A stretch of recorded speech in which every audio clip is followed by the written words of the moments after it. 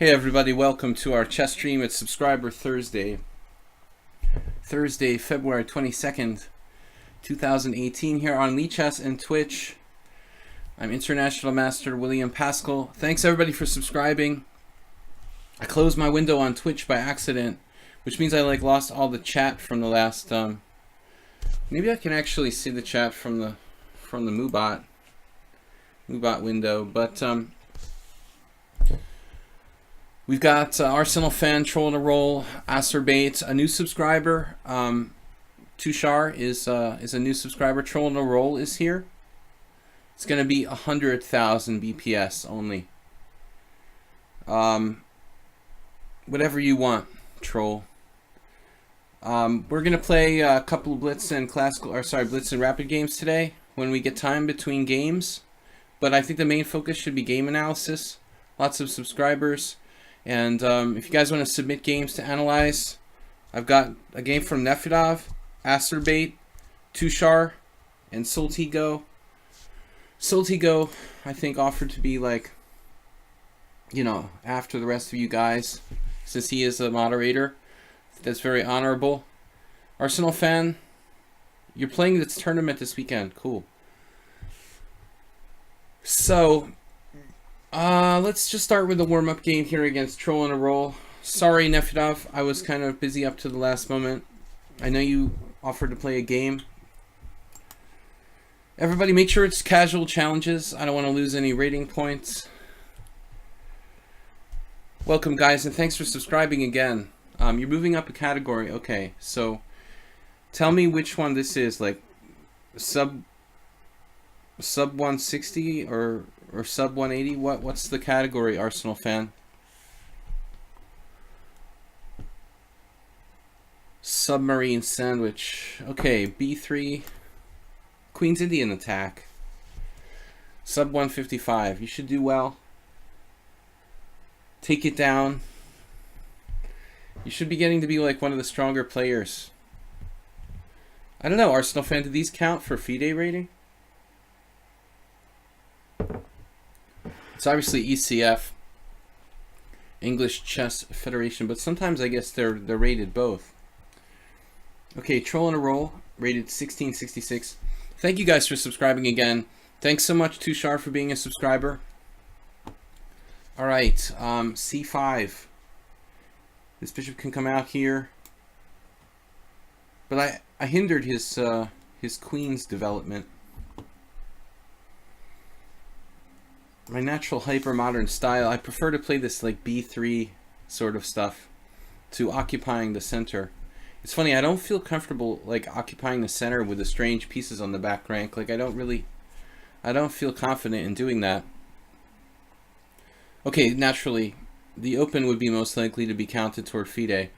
I told you guys, and Nefedov was asking me, I will be playing in April between the 18th and the 26th of April.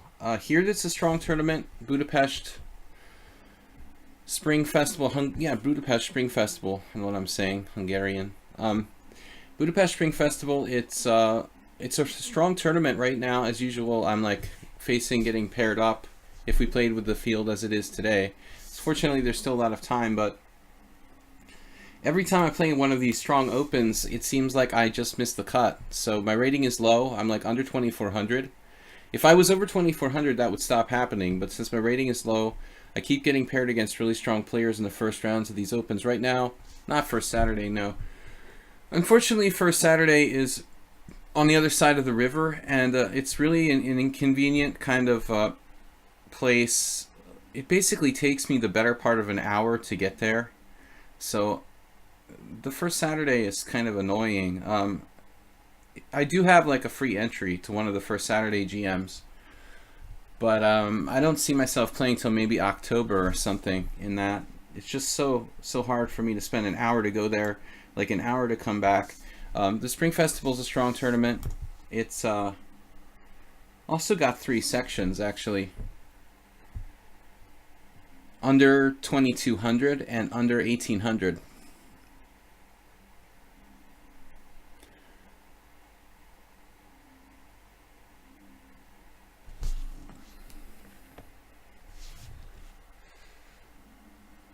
What is below 2,000, Diva Karan?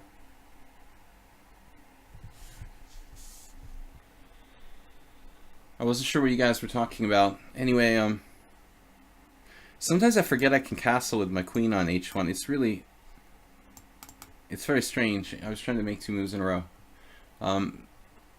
It's a strange feeling castling with that queen on h1. I don't play enough chess 960. This is a weird move. I mean, he's spending a lot of time on pawn moves over here with b4. I mean, that looks like black's neglecting their development. It's nice to take space, but can you really afford to just keep making pawn moves without any ramifications? Okay, guys. So as I said, I've got some games to analyze. Nefyonov, Asterbait, Tushar, Soltigo will be last. Derndatch suggested a game. If you are a subscriber, I'm more than happy to go over your game. Knight c6 now. What to do with the strange queen? It is kind of an issue. I usually try to play like h3, queen h2, but here that looks like it gets answered by bishop c7, so I might have to do something weird like h4. We'll see what he does with his king. But in the meantime, my knight needs to play. He's basically killed my knight with this. This b4 isn't so stupid. You know, I realize now he's intentionally playing against my knight. I hadn't really thought of it that way until now. Not a bad idea.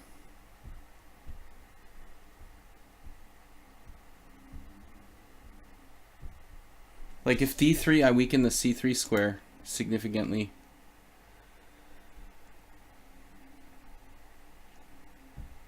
I don't know, Troll seems like he's so good in the opening stage in chess 960. Every time I feel like I'm getting outplayed. I must just be bad. It's not that he's good, it's that I'm bad at chess 960 openings.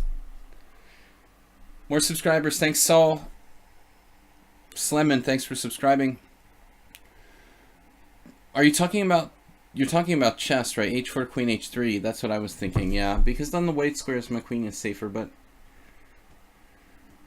It's weird. Alright. This compromises my king safety a little bit. But, I mean, if he does, like, h5, I mean, I'll go knight g5. I'll have knight g5.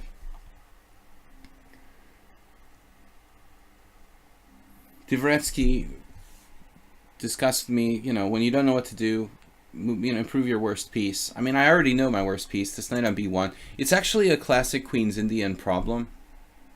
If anybody here happens to play the Queen's Indian defense, I call this a Queen's Indian attack from move 1.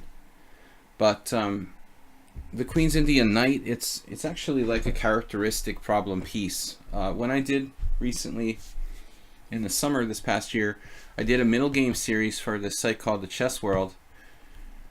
I did a segment on like bad pieces, bad knights, bad bishops, and one thing that I had never really thought about that consciously, you know, or concretely until I did the series was this particular bad piece in the Queen's Indian, like the knight on b8. And here we see like a typical example. If it goes to a3, it's on the side of the board. If it goes to c3, it blocks the bishop on a1. So usually it can only go to d2, effectively. But here, if I play d3, my consideration is that he can play, you know, he might be able to play knight d5, and then always threaten to come in here, when I'll have to trade like my bishop for it, which will weaken my dark squares. So we'll just continue here with the plan. e6 looks like a solid move. It sort of negates this queen in a way on h3. Do I know about Manu David? I don't know. He offered to play me right before the stream started, but I was kind of busy right before the stream started, so I didn't even answer. I think it had a high rating, like 2300 or something. Is it someone that you know, Diva Karan? Or how did you know? They what made you bring that up? That's weird. He's not in the stream, is he? All All right. The difference I'm curious about is a jump for 1620 to 1862. What are you talking about? Mono David is 2600 on chess.com. Well, I don't really know. I mean, I know my chess.com rating was based on like 10 games, and since half of them were like computers, I was probably like 2,100 or something.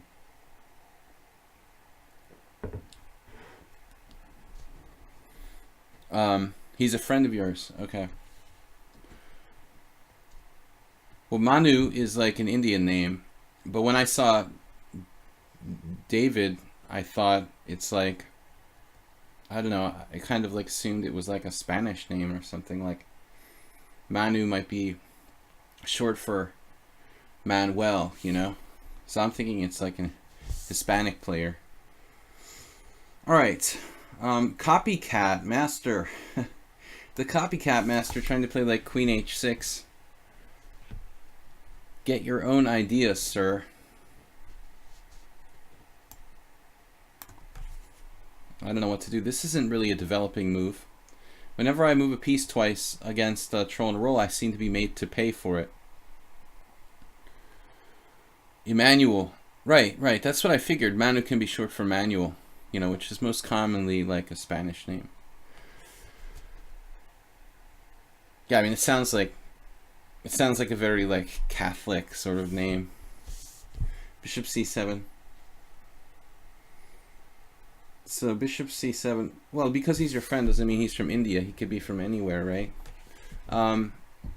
Bishop c7.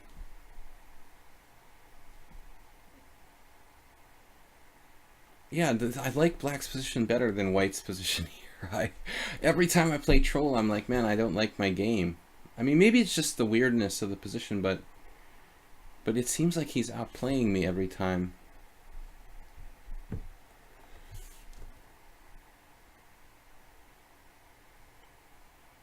I just don't see any weak points in Black's position, and I don't really see a good way of developing other than the ugly d3, which I mentioned earlier. And again, the problem is this here, but I don't know if it's good for him to play that immediately. 2100 FIDE, but underrated. Well, I have no idea about chess.com ratings, but with the amount of computers they have over there, if you're not using one yourself, I would imagine it's pretty hard to get that high. So he must be quite strong to get a high rating on a site that's riddled with computers. D3. We're going to try to get our knight out to D2. You know, you'd be constantly losing rating points to people cheating, I would think. Not easy to deal with and maintain a high rating. All right, Haberbaum. So I got to put you guys on the list. We got lots of games to go over. So Haberbaum. All right. Nobody made a comment about my shaving my beard off. Guys just don't care about fashion. It's all business here. Maybe you did make a comment. I wasn't paying attention. Fishing for compliments. How young I look today. All right. Knight to e5. Instead of the expected, he's got another nasty idea for me. A second knight coming to g4. Maybe I should have considered taking it, but okay, if he plays knight g4, I play knight f3. He's not actually threatening anything.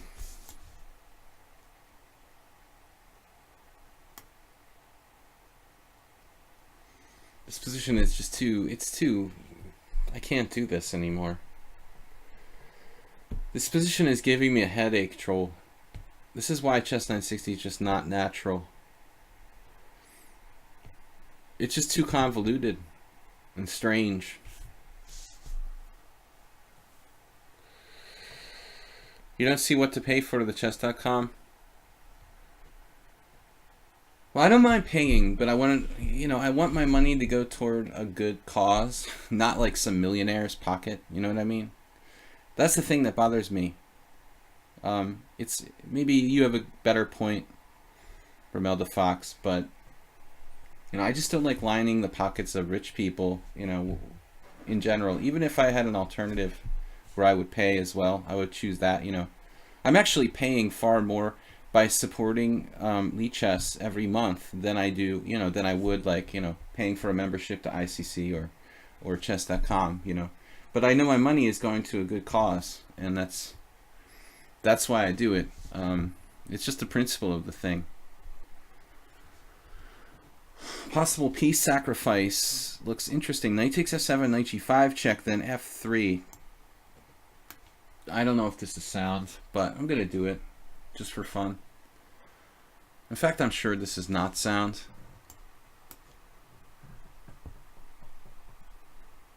I'm quite certain this is unsound. I have 2 pawns for a piece. Okay, maybe it's not unsound.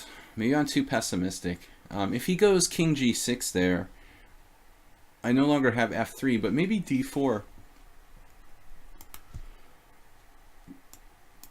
This idea with the idea of bishop d3 looked kind of dangerous for black, so sure, went king e7, but here I have f3, which I was hoping will be at least he'll have to give the piece back, basically. He can't let me go queen takes e6 check and crush him into bits, basically. He also can't support g4 twice. I have bishop takes f6 check. That's not good. So we're best off taking back. My rook file action looks pretty interesting. Got all the pieces in the game. Well, now there's rook f7 check. Doesn't do anything right away. I think I have to take this. But now we may consider rook f7 at some point.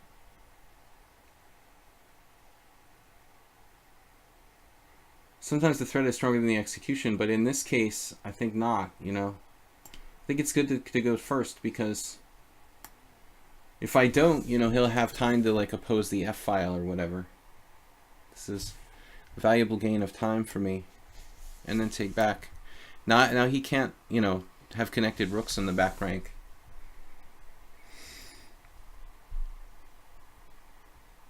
But I think I was probably slightly worse than before. Maybe I'm being too pessimistic.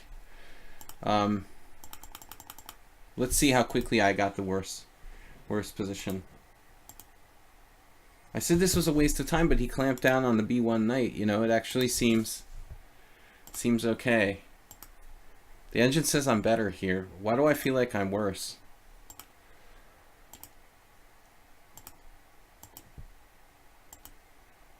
Chess 960 is strange.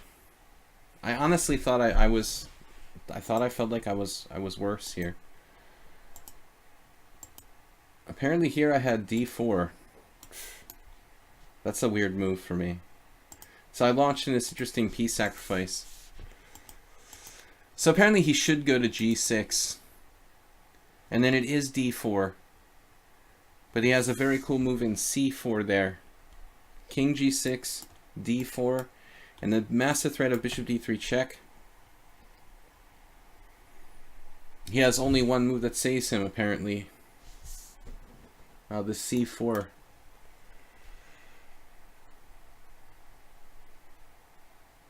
With an unclear position according to Stockfish. So, fun stuff.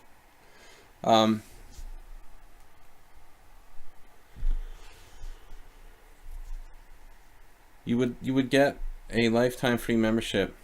Anyways. Who is that? Tushar. Alright. So let's do some game analysis. Where are we? That is not game analysis. Okay, who was first here? We had Nefedov. Nefedov is usually very early getting his game in. It's hard to beat him. The early bird gets the worm, as they say. So Nefedov versus Amazing Oid. Okay, this guy I've never met. It's some American 2200 player. All right, let's take a look. Wow. Well played game. It must be a draw. Nefedov must have, yeah, he did one of his draw offers in a better position. So this is like a blitz game. Nefedov playing 3+2. It's casual. All right. E4, C5. No, I mean, I don't want to keep bashing on other chess sites, whatever. I just don't like it. E4, C5, knight F3. This is Nefedov versus Amazing Oid. 2600 in blitz. I think he's about 2200 in live rating. Bishop B5, D4. And Nefedov, you know, it's funny, I never tried something like... The Sveshnikov isn't part of my repertoire, you know, so... I should try the Sveshnikov against you.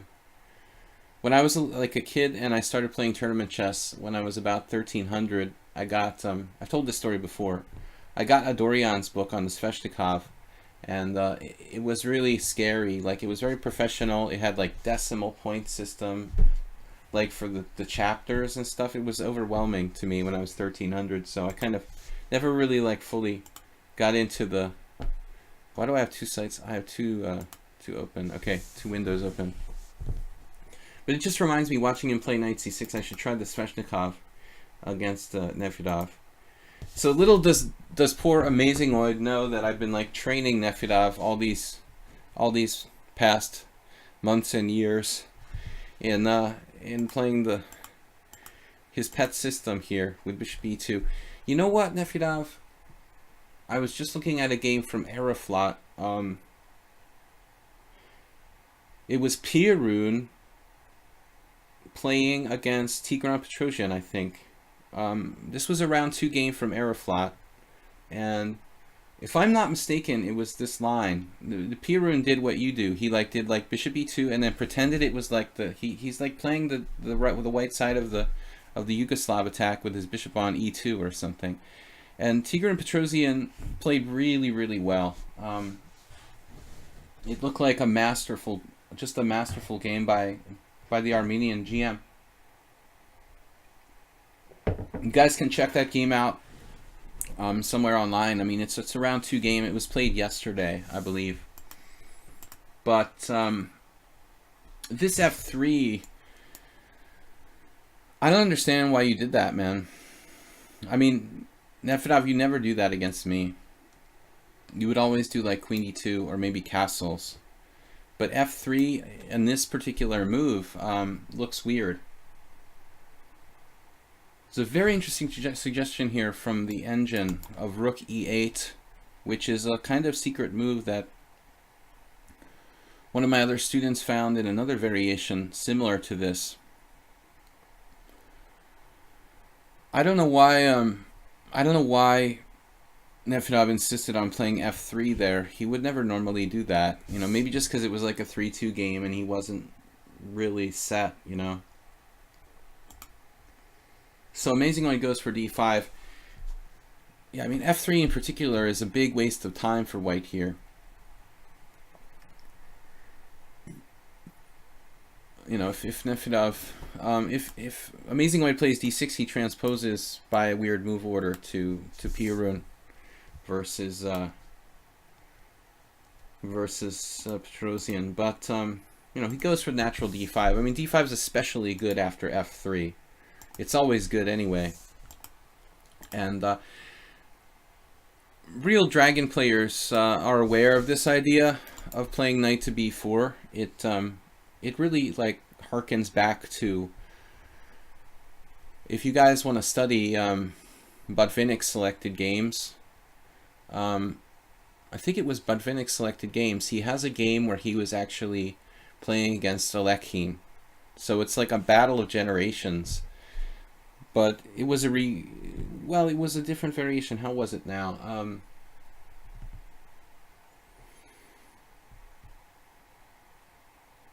It was a different variation, but the same idea, where Alekhine plays like knight b4.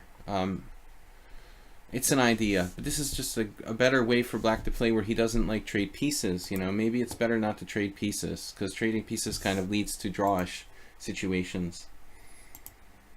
You know, this is the nightmare with black. You're playing like a lower rated player and the guy's just hoovering the pieces off the board. And it's very hard to play for a win in this sort of situation. Nefedov, however, has played f3, which is, as I said, it would be better to be like castled here instead of playing f3. But anyway, it's tough for black. It's very drawish.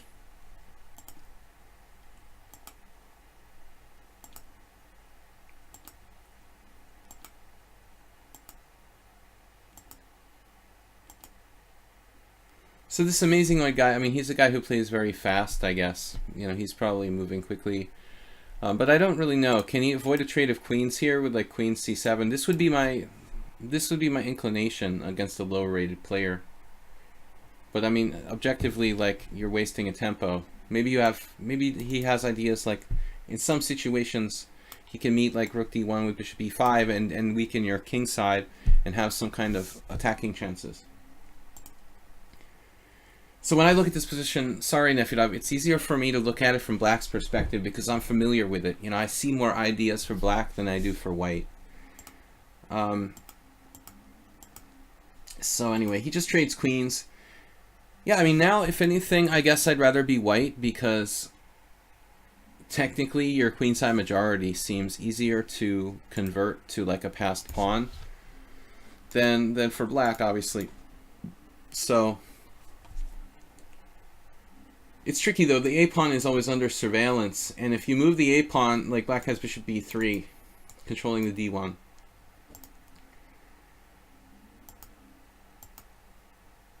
So actually, black is going for an aggressive plan here, a minority attack. There's always a small chance that he could be helping you create a passed pawn, so he has to be a little bit careful. It's not like a middle game or some kind of position where, you know, your king is over there and he's opening up lines. Thematically, the minority attack makes sense, but he has to be careful that it just doesn't like create a passed pawn for white. This is kind of a weird move because you give up the file, but he can't really exploit it. And now you're actually threatening a4, which would be a very serious endgame where white could be better because of the queenside pawn majority. So I don't know what to suggest here. b4. You know, this is exactly what just happened. The guy just created a queenside majority for you. Like, hello, this is an endgame, not a middle game. Yeah. So you played a3, but what about the a4 here? The a4. Oh, he's got bishop a2? That's okay. Or it's not okay.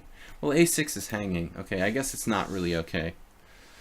But even that, like here, here, here, you know, white is the only one who has winning chances here. Black has to be very careful not to lose. So, okay, a3 is a good move. You're staying on a6.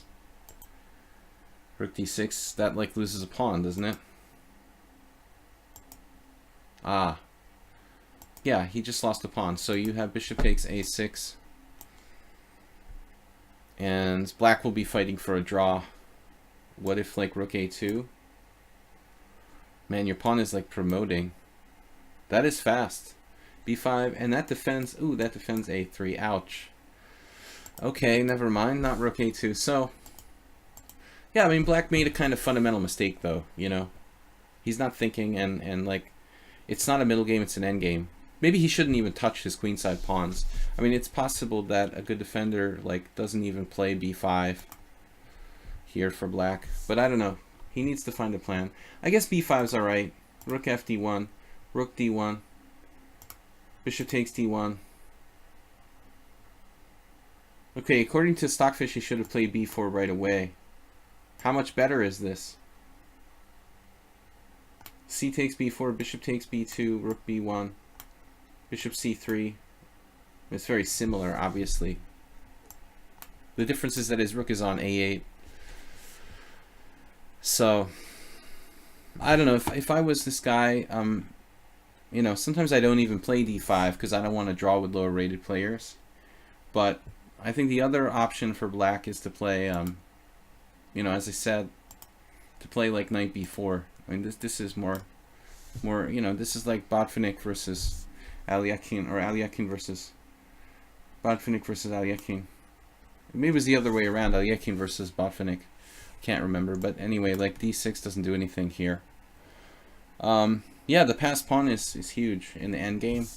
Okay, guys, let me play one more game here against Tushar, and then we'll do some more game analysis. I think we're going to try to, you know, play fewer games and analyze more, because we have more and more games to analyze every week.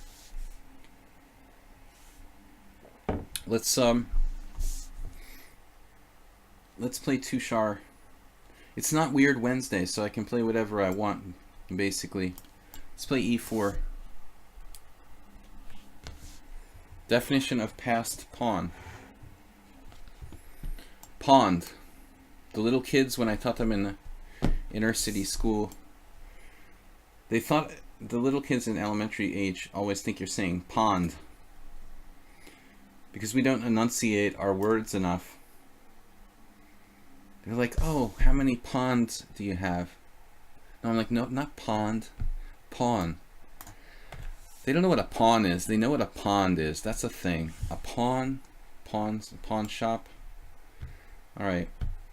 So a6, knight f6. By the way, speaking of Aeroflot, you sent me error report. An error report. What is that? All right, I'll check it out. I don't want to leave the board now. A really nice Marshall and a really nice Will Paschall played in round 1 of Aeroflot is Motlikov was black, and he was playing this guy Chigayev, and Chigayev just played really badly, but Motlikov played like a genius. Beautiful game from round 1. Crushing win for black in a close Spanish. One thing I've been noticing looking at these Grandmaster tournaments, when I try to find games to analyze, and not only, you know, not only top tournaments, but like when I was playing in the team championship this past weekend, the funny thing about master games is like the majority of games are really boring. If you actually stop and look at all the games as a whole, like interesting games are really hard to come by, it seems like. I'm gonna play d3. I'm not in the mood for theory. Looks like Tushar is really well prepared here.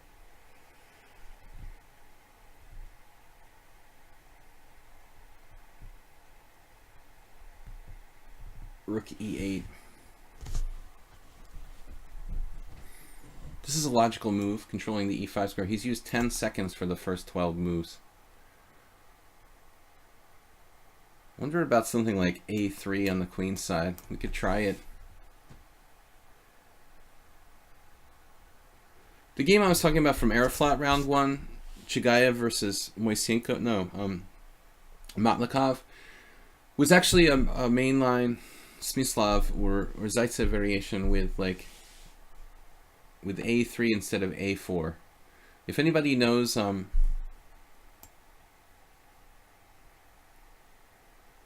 do I really want to play that just yet? I'm going to hold off on that queenside advance. Pawns. Past pawns in pawns.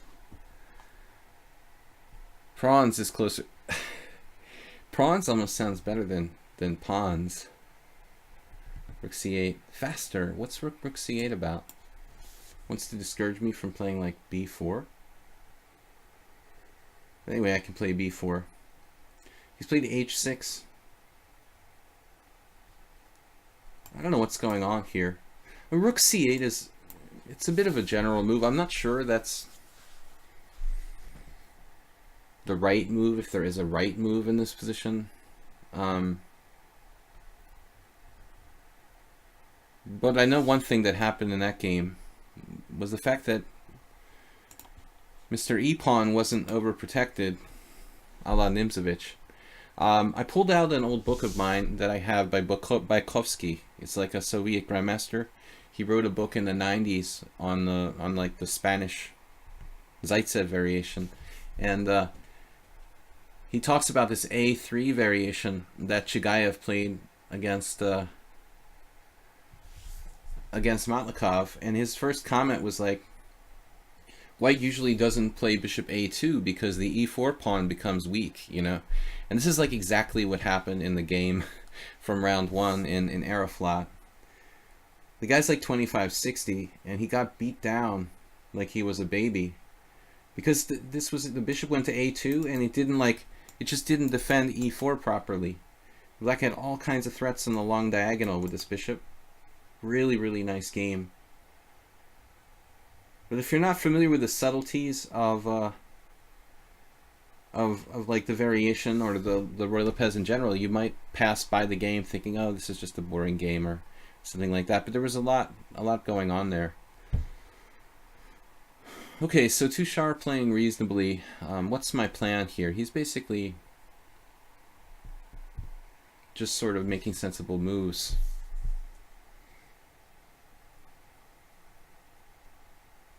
I guess knight h2, knight g4 is a standard ploy.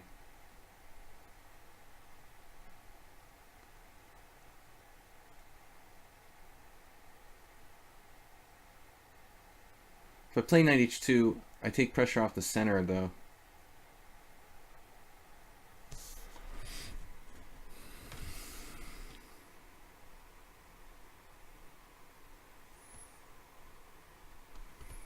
It's even possible to play a4 now. Change the position there, but I don't know. It's a little weird with the rook on c8 for black, I would think. Not bad. Not really a common square for the rook. It is possible sometimes it's played. Actually, in the variation I was talking about, it can even be a move.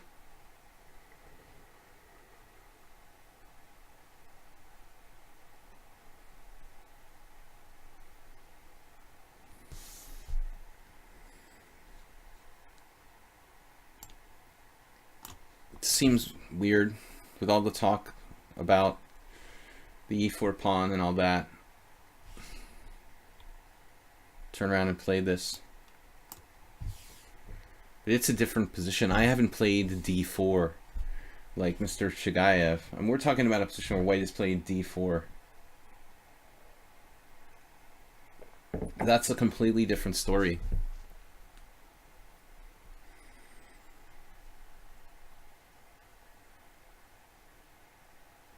Knight transfers.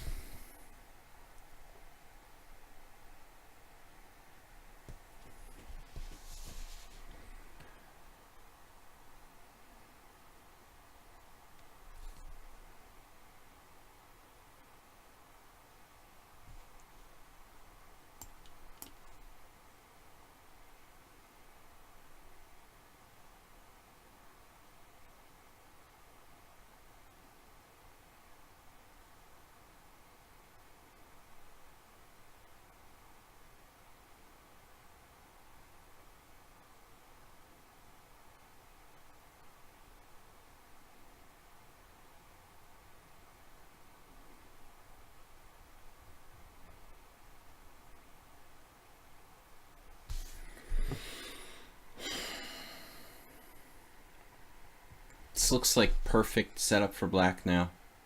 He's used like no time. I don't know what I'm doing here.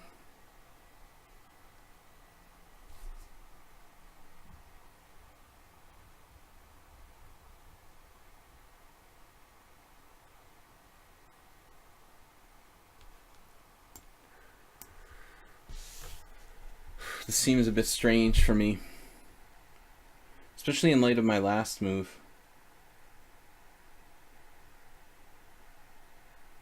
I've got to do something. Played like perfectly.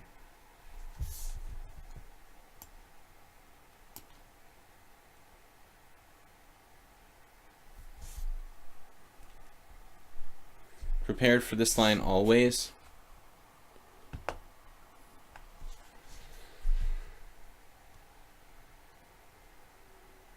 wouldn't think too many people on lichess would play d3. It's like an old variation.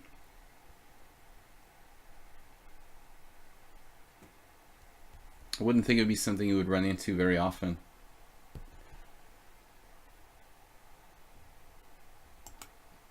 The only reason, you know, you might think about it a lot is because people would play d3 against the Berlin defense. But you don't play that move order, you know. I mean, d3 is very popular against knight f6, but it's not so popular. I didn't really pay attention to your move order, though. You played an early d6 as well, so you're not threatening to play the Marshal, which is another reason why people would play d3 against you. You know, you're not threatening the Marshal, you're not playing the Berlin defense. It's an old timer. b4 instead. Yeah, but it's like he put his rook on c8, which makes b4 look kind of dangerous. Well, I think the black is slightly better here.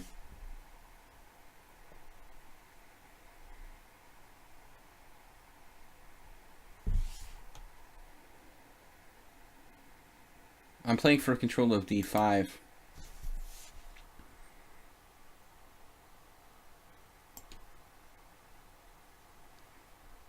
I didn't really expect this. But if I take on f6,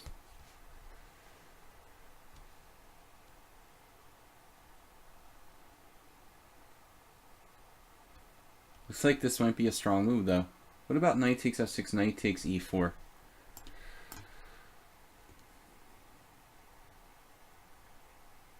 It's obviously safer to take with the pawn. I guess I have to. Black is just perfectly placed. Knight h5 is an interesting move, but he has queen h4 there.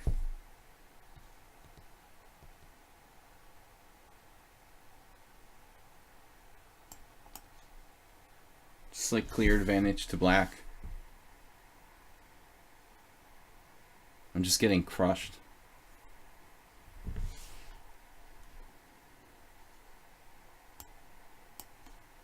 I can't allow bishop c5.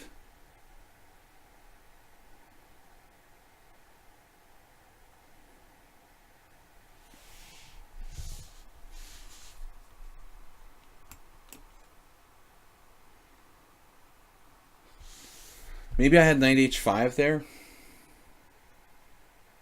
Do I have it now? Well, now it may be too late.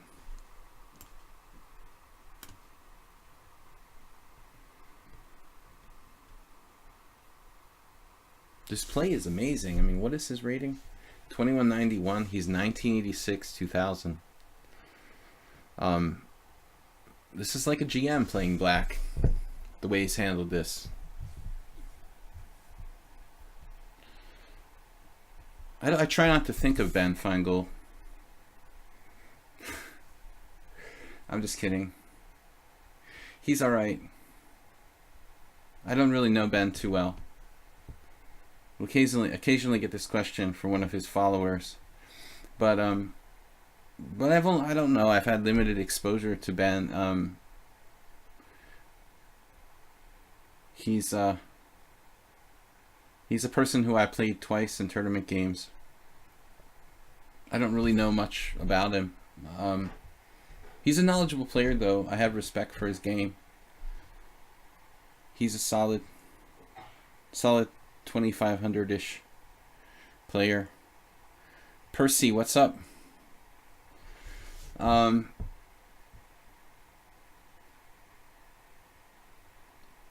If I ever become a grandmaster, I can beat Ben's record of how old he was when he got the title. He was well into his 40s.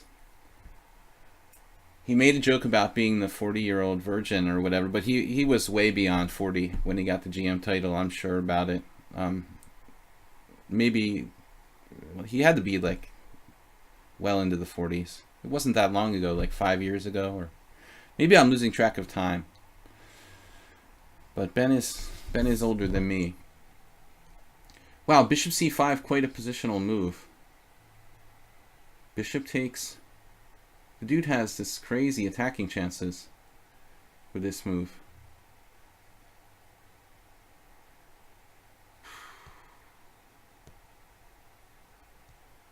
Bishop c5 is like a brilliancy.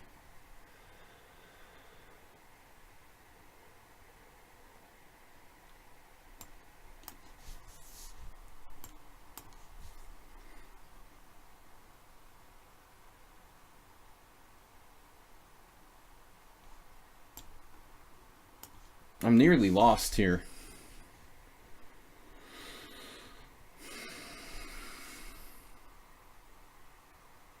But so far it's just like a positional brilliancy by Tushar Kande. Nothing tactical until that. That's like the death blow.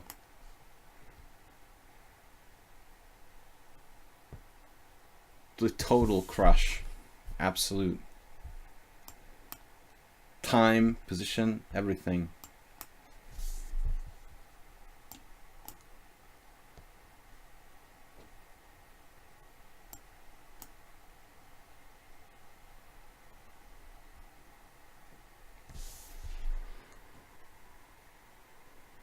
I'm just completely lost down 2 pawns. But I don't think the black made one inaccuracy in this game. We need more subscribers like this that just crush the hell out of me.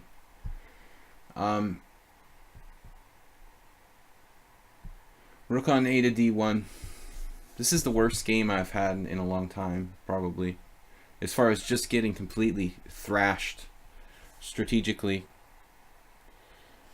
But I don't see a single inaccuracy by black. He's played perfectly.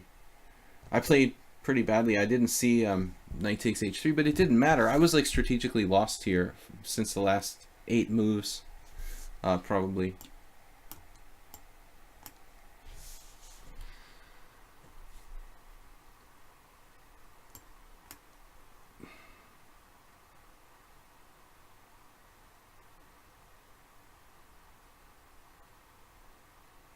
Check out how quickly he's like playing these moves.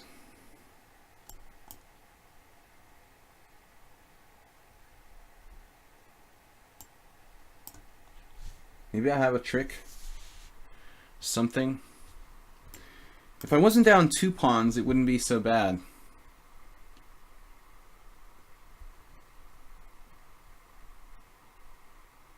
You know, 1 pawn down, if he didn't have an H pawn, there would be like real drawing chances, probably. The fact that he has this H pawn is like, he's still winning even if I win the D3 pawn, objectively. Now I'm winning a piece. Alright, this is just embarrassing. I mean, I was totally crushed. I'm ashamed to win a game like this. What can I do though? We'll try to win. Played absolutely fantastically. That's the worst I got beaten in a long time strategically. Before the game he was saying that I never make mistakes. He's just trying to like soften me up. He says I never make mistakes. He's the one who doesn't make mistakes here. I mean, this was a masterful game by black. Okay, I don't really know the theory much beyond like around move 10 or 11 here. I just sort of play moves. I decided to play a3. Obviously, knight f1 is standard. If you look at the Explorer, like the only other move ever played is a3. That's hard to believe, but white's options are that limited. So h6, one of the moves played in the opening Explorer. Now I play knight f1. So we got some transpositions now. He plays rook c8. I thought this was weird, but you know, I guess it's not really clear where the rook belongs, but rook c8 is not a bad move, and it is played sometimes in these lines.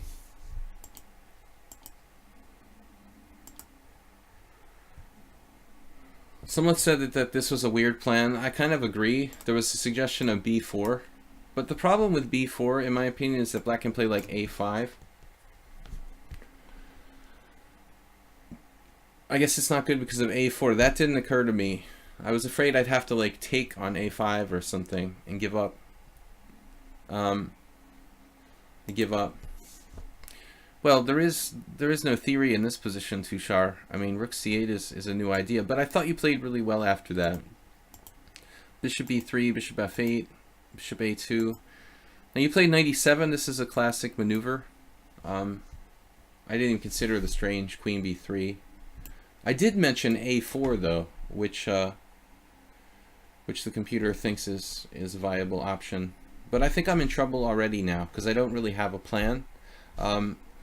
You're coming to knight g6 first, and I didn't know what to do. It's too late to play b4. I mean, rook c8 looks like a kind of brilliancy here because he's basically prevented me from playing b4. That's why I played the silly move bishop d2. But after knight g6, black seems to be better, and there's not a lot I can do about it.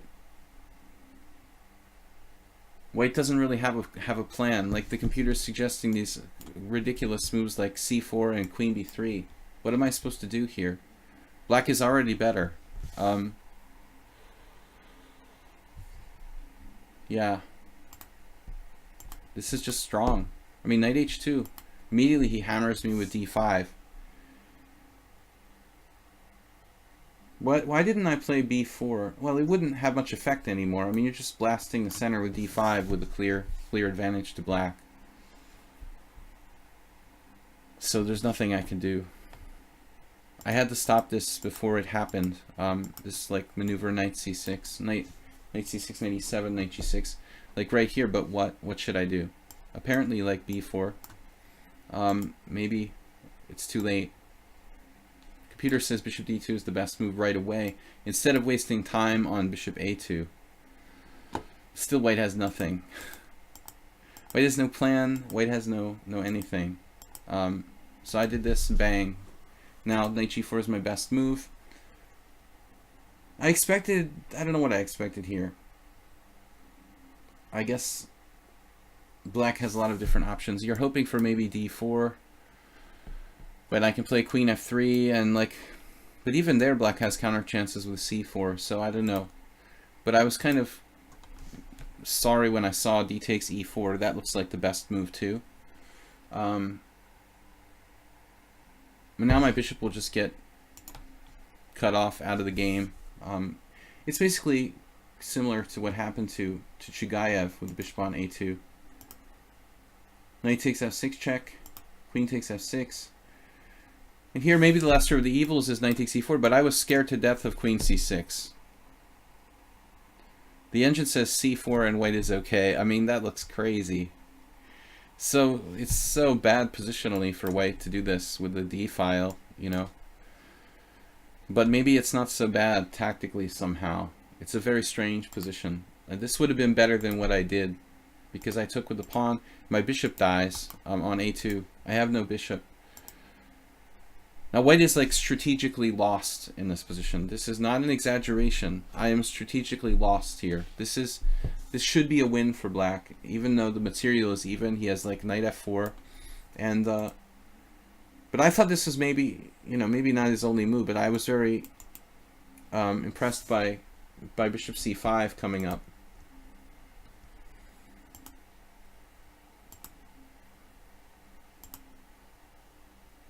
Here he thought a long time on bishop c5. This was his longest think of the game on the move bishop c5. But that is absolutely brilliant strategic move because he'll gain control of d2.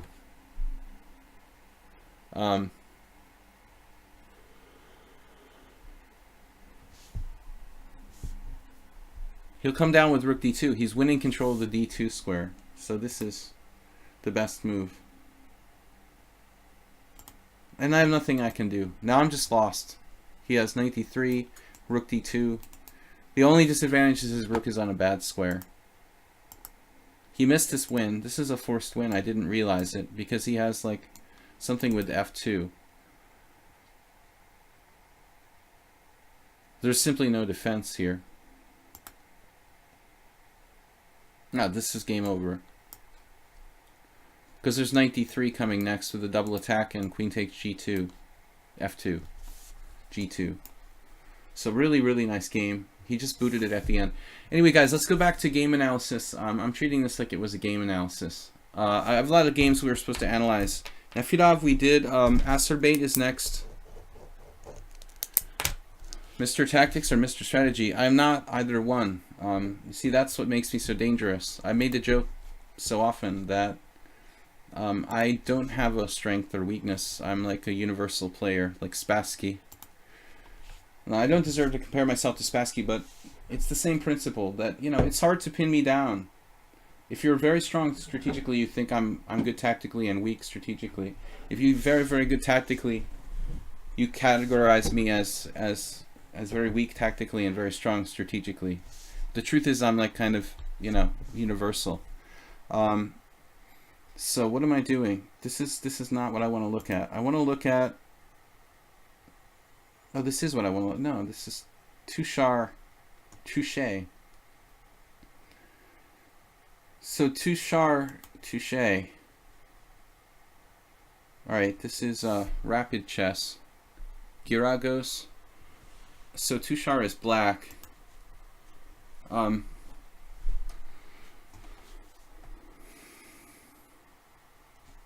Rabbit chess? Rabbit chess. d4, knight f6, c4, e6, and d5.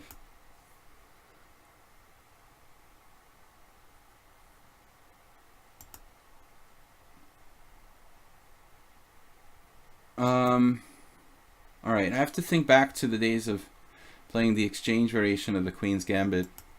I used to play it, but I got kind of bored with it. And it was kind of like too one-dimensional.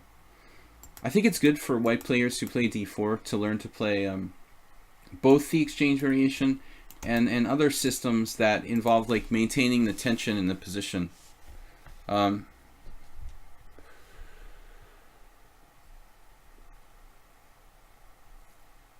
Kasparov played like this. Yeah, Kasparov is a supporter of, was a supporter of the exchange variation, but also every other like strong player. The exchange variation is considered like a main line. So c takes d5, e takes d5, bishop g5, bishop e7. You know, sometimes, okay, you know, obviously Rabbit Chess doesn't have the option here, you know, because of his move order. A lot of professional players who play the Queen's Gambit declined, they like to play bishop e7. Nigel Short is a good example.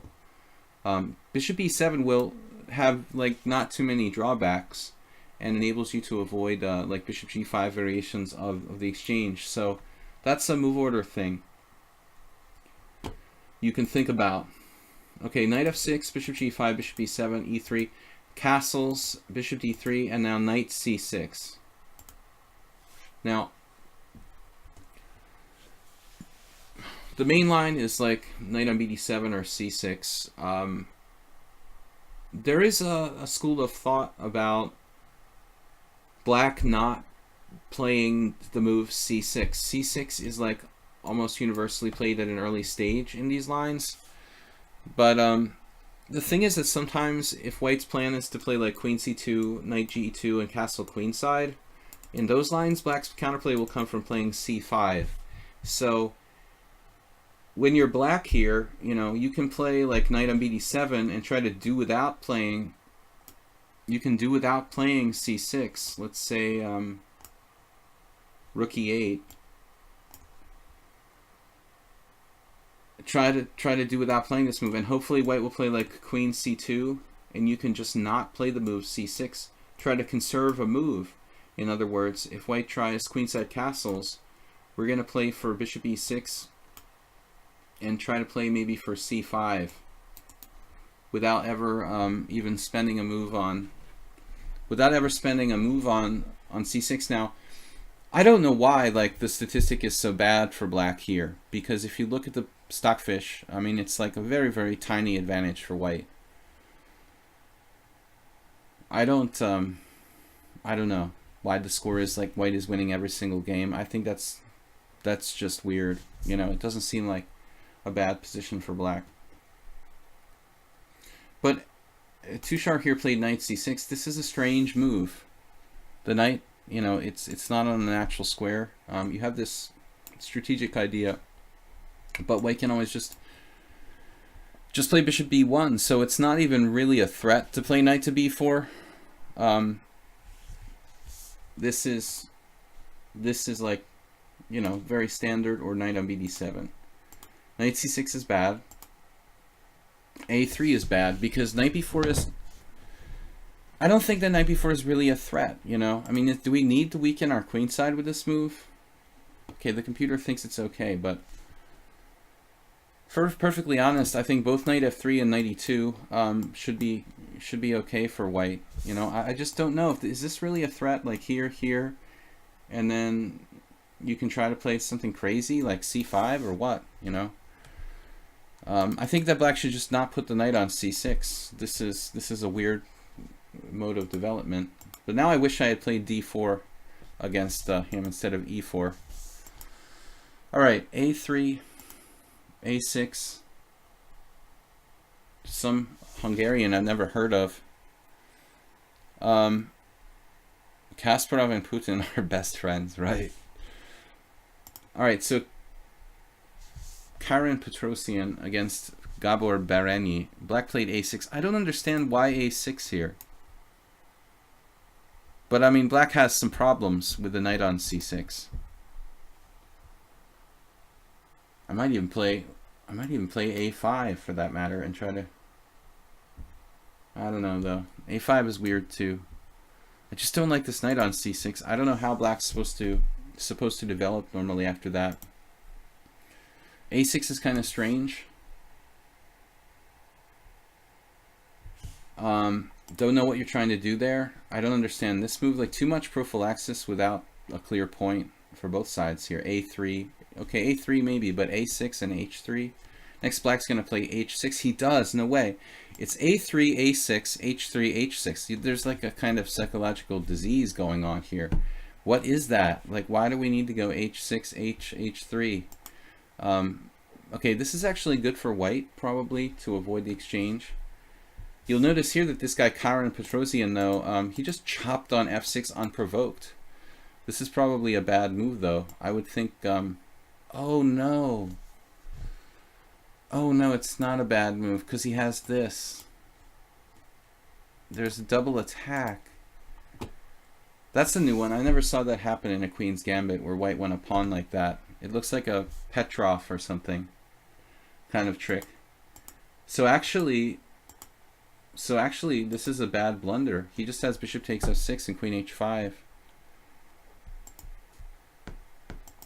He's forcing you, but now h6 is actually a good move because it saves the h7 pawn.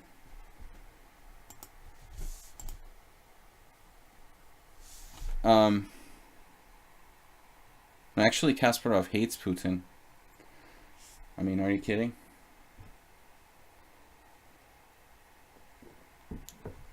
All right, maybe you're talking about Karpov. That would be a different story. So, bishop f4, knight f3.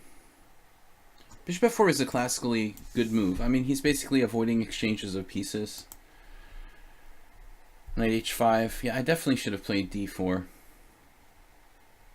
This may not be such a bad move, though, if your intention is to play bishop d6. But maybe you could play bishop d6 straight away. However, white has knight e5 there.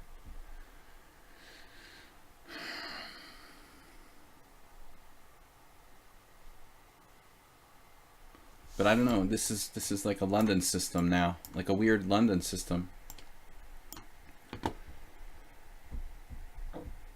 It's really very similar to some lines of the London system. Okay, I don't like knight h5 on principle, but you want to exchange pieces.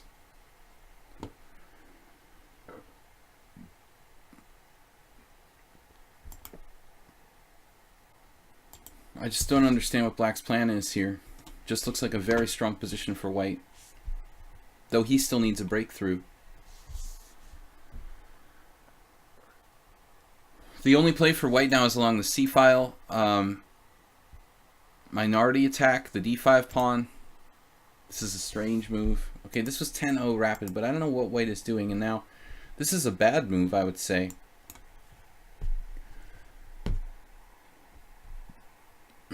What does bishop f5 do? I mean, you're trying to trade off his bad bishop on e6 or what? Even if you take on e6 and weaken the g6 square, there's nothing white can do with that, really, you know? So bishop f5 seems like a silly move. Knight b6, takes. B3 is natural to stop knight c4. Computer points out this plan of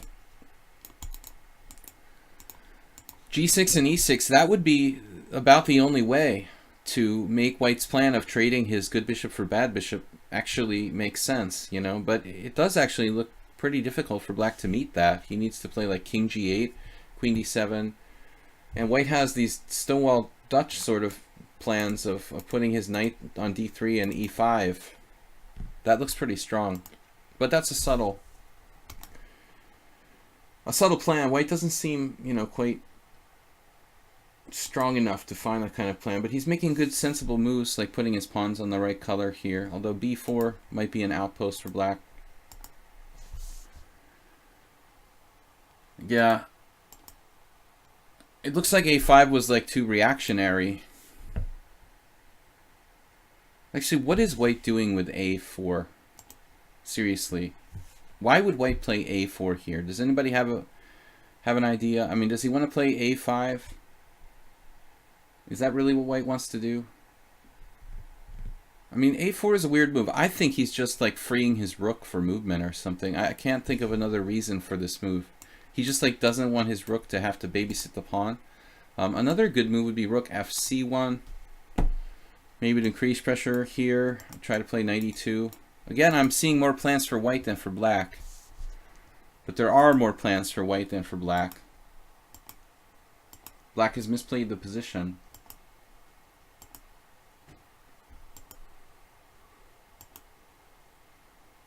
White is still better.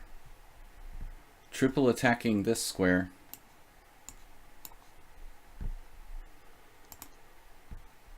Now you win the exchange with bishop d6 or not. Bishop d6, queen f7 doesn't win the exchange.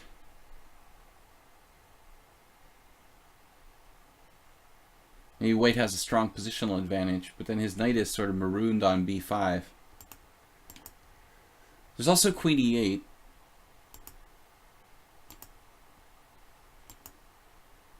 And now there's the fork on d6. What?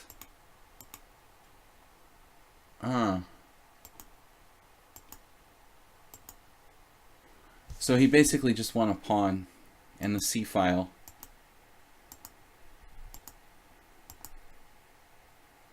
You know, impressive play for white. Kind of clumsy and some small mistakes, but never a big mistake. So he seems quite strong. 2096 in rapid. I mean, positionally he was very solid.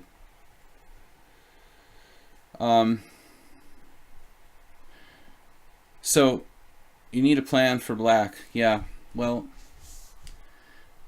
you put yourself in a very, very bad situation when you play knight c6 in this kind of structure. Okay, it's not designed for that, and that's why you had trouble finding a plan. I mean, to coordinate the position after knight c6 is almost impossible for black. You're asking a lot there, but I'm not sure that you should play a5 ultimately. I don't think that he's actually. I think your only plan is like defending and consolidating your position somehow. But playing a5 was maybe the final like positional weakening. But to be honest, I mean, after knight c6, it's difficult to come up with a conception for black. You know, like how are you going to continue here? You don't have any pawn breaks. You know, you're blocking your c5. f5, f4 is like impossible to realize. I mean, what is black's plan in this position? It's hard to have a plan, you know. I think the knight on c6 creates, it's like a domino effect, you know. You put one piece in the wrong place and it starts to like get in the way of every other piece, you know. So this is really like a very serious positional mistake. Okay, guys, let's do another game analysis. I wanna focus on this. Whoops. Where's my messages? So if you guys don't know me, International Master William Paschall, I'm doing a subscriber stream today. So I'm analyzing games with subscribers. If I become a GM, I'll write a book, How I Cleaned Up Chaos in My Head. That's cool. So, alright, we did Tushar. Durndatch, you asked me to do what? Sparklehost Arena System Error Report. You lost, but it should be a draw. He take the last piece and move 47. Oh, wow. After that, there are no captures until 112th move when I resigned.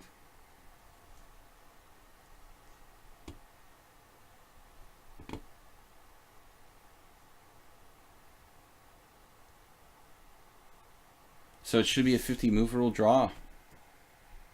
Has anybody else noticed this occurring? I mean, it's obviously not something that happens every day.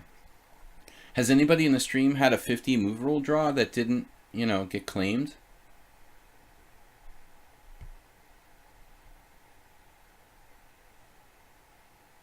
He take the last piece and move 47.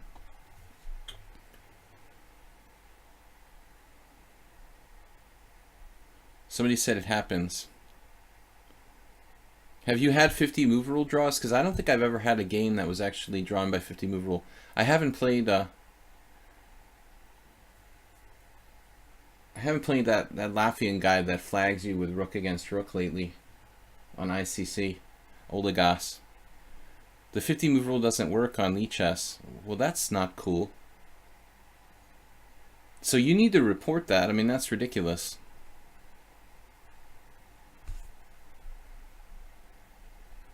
I mean, they need to do something about that, because that's just totally, that's ridiculous. No, Durndatch, you need to make a scandal. You need to make a scandal. I mean, there has to be a 50 move rule. That's fundamental, like, rule of chess. Oh, you have a 3 move, what? You have a 3 move repetition draw? Only, yeah. You definitely need to report that. I mean, but how could nobody else have reported that, you know? It just happened so infrequently that no one felt like bothering. Okay, that's weird. I mean, that should not be like that. If it's the true case, I'm not going to go through and count, but I believe you. I've never had it happen in one of my games. I don't play enough, you know, scummy people who, you know, play with rook against rook, but hopefully that won't be a problem. Alright, Haberbaum submitted a game. You got 2 games here, so I guess I can choose which one.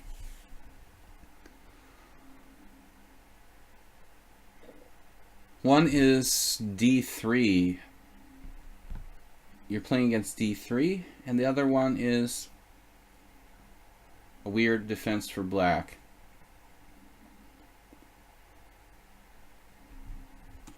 Alright, let's see what you did against the D3 guy, Haberbaum. Open. You didn't realize during the game.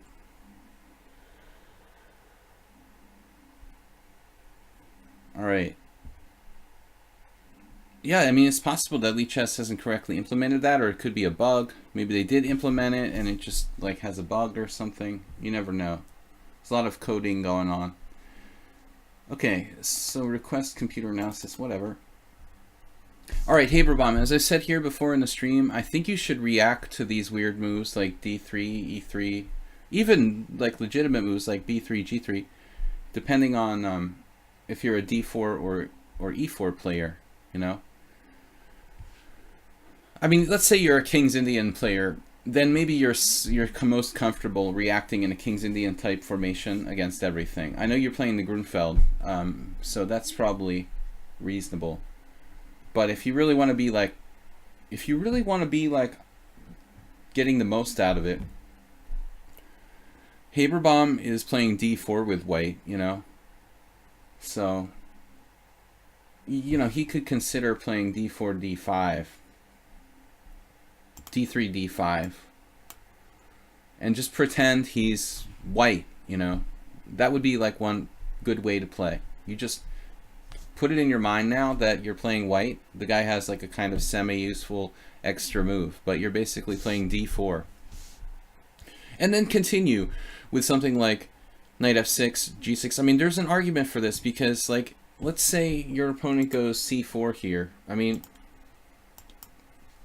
maybe he could get like a legitimate kind of English opening. Personally, I don't know. I think like c6 might be okay, but then white can play e4.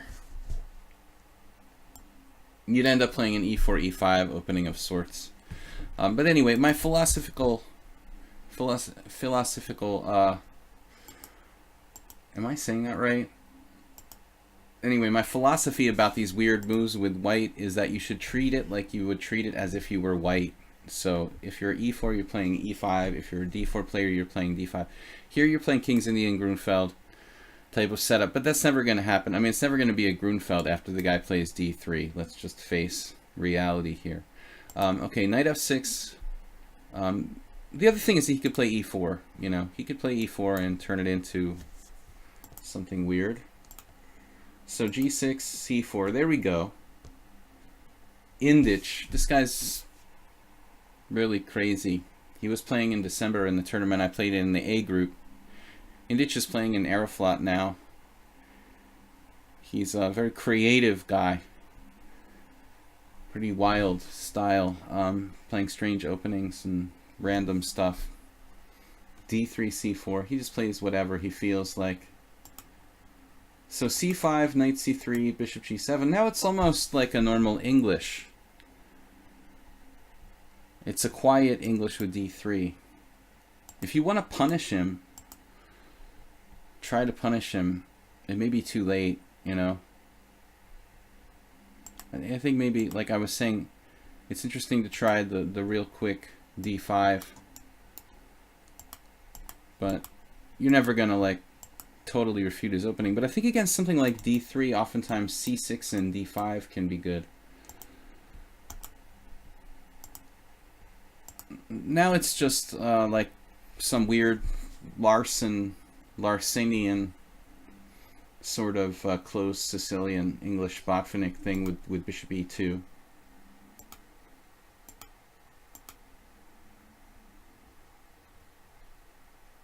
There's just nothing special black can do.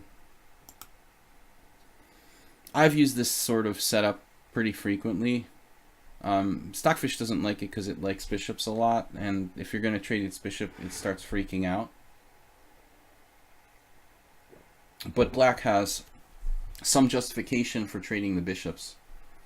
However, maybe white should consider something like this. I don't know. You know, it's just a stylistic thing, but we should consider trading like bad bishop off for white. You know, maybe even with the knight. I don't know. You know, it's something to think about. Maybe we want to trade bad bishop rather than trading, you know, letting you trade bishop for knight. Stockfish will hear none of that. Okay, h3. That's kind of a tempo loss. And now black has a clear strategy to control the dark squares. Knight d7, good control of e5, good control of d4. The problem is this latent bishop on the white squares. You have to watch out for tactics based on the diagonal. Knight on c6 and a8. You know, okay, we should use other chess engines aside from just Stockfish because they all have different strengths and weaknesses, and probably like Houdini and some others might be better. But I mean, you know, it's good enough for our purposes. So this move, I think, is incorrect. Still, black's position is okay, but you're blocking your most beautiful piece here on the long diagonal. I think the plan is like structurally you need to play for b5. That would be, you know, standard English opening stuff. So this move is a good prophylactic move because it will sidestep any kind of e5 tricks skewering your pieces on the diagonal. And then the plan is to play a6 and b5. But it's not so easy. White always has some counterplay because he has this unopposed bishop. It's actually a very strong defender. I play these kind of positions a lot, and I usually do okay, but still white seems to, or black, because this is often colors reversed, they still seem to be like, you know, holding equality or something. White should still hold equality here. So like Stockfish says a6, this is probably the right plan, but some version of like knight d7, e6, d5. Well, I mean, e6, d5, think about it philosophically. If you play e6 and d5, you know, you're making his bishop come back to life. You're making this thing have a reason to live. And I think that black's best strategy is to really play for endgames with like good knight versus bad bishop, or opposite color bishops where you have the better opposite color bishop, the more active opposite color bishop. Thinking about middle game transpositions to the endgame is a very important skill. Here in the late opening, we should already be thinking about like endgames. What kind of endgames do we want? Good knight against bad bishop, and opposite color bishops where your dark square bishop is more active than his white square bishop that's kind of blocked. Those are two typical sort of endgame scenarios. That would be good. But e5, it blocks your bishop, and I think that's, you know, not optimal. If you could guarantee for me that this would get traded for this, if you could guarantee for me that the dark square bishops would get traded, I'd probably say, okay, this is not a bad plan.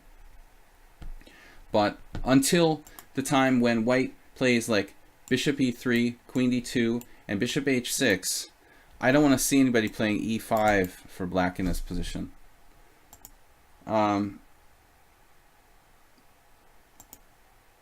There, you prevented him from playing queen d2 and bishop h6. No, I'm just kidding. It's probably not a bad move to block and break the pin here. Yeah, this is weird. This is weird here. I mean, he could end up with a bishop on g3 that's effectively like out of the game for a very long time. I don't mind playing bishop g5 and inducing like a potential weakness in black's position, but you have to come back on this diagonal, you know, I guess e3 or even d2. But the bishop must remain on this diagonal where it's playing on both sides of the board. I think on h4 it's misplaced. I don't know if you want to be as radical as g5, but it could happen. You'll weaken your white squares a lot if you do that, though, so probably better not to do that just yet. King h7. Do we have a plan?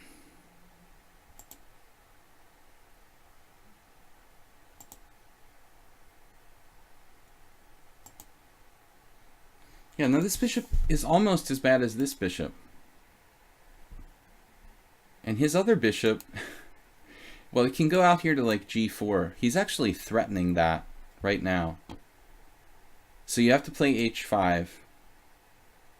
This is not only to win a piece with a cheapo, and possibly liberate your bishop with h6, which is just utopia. But there's a problem with knight c3.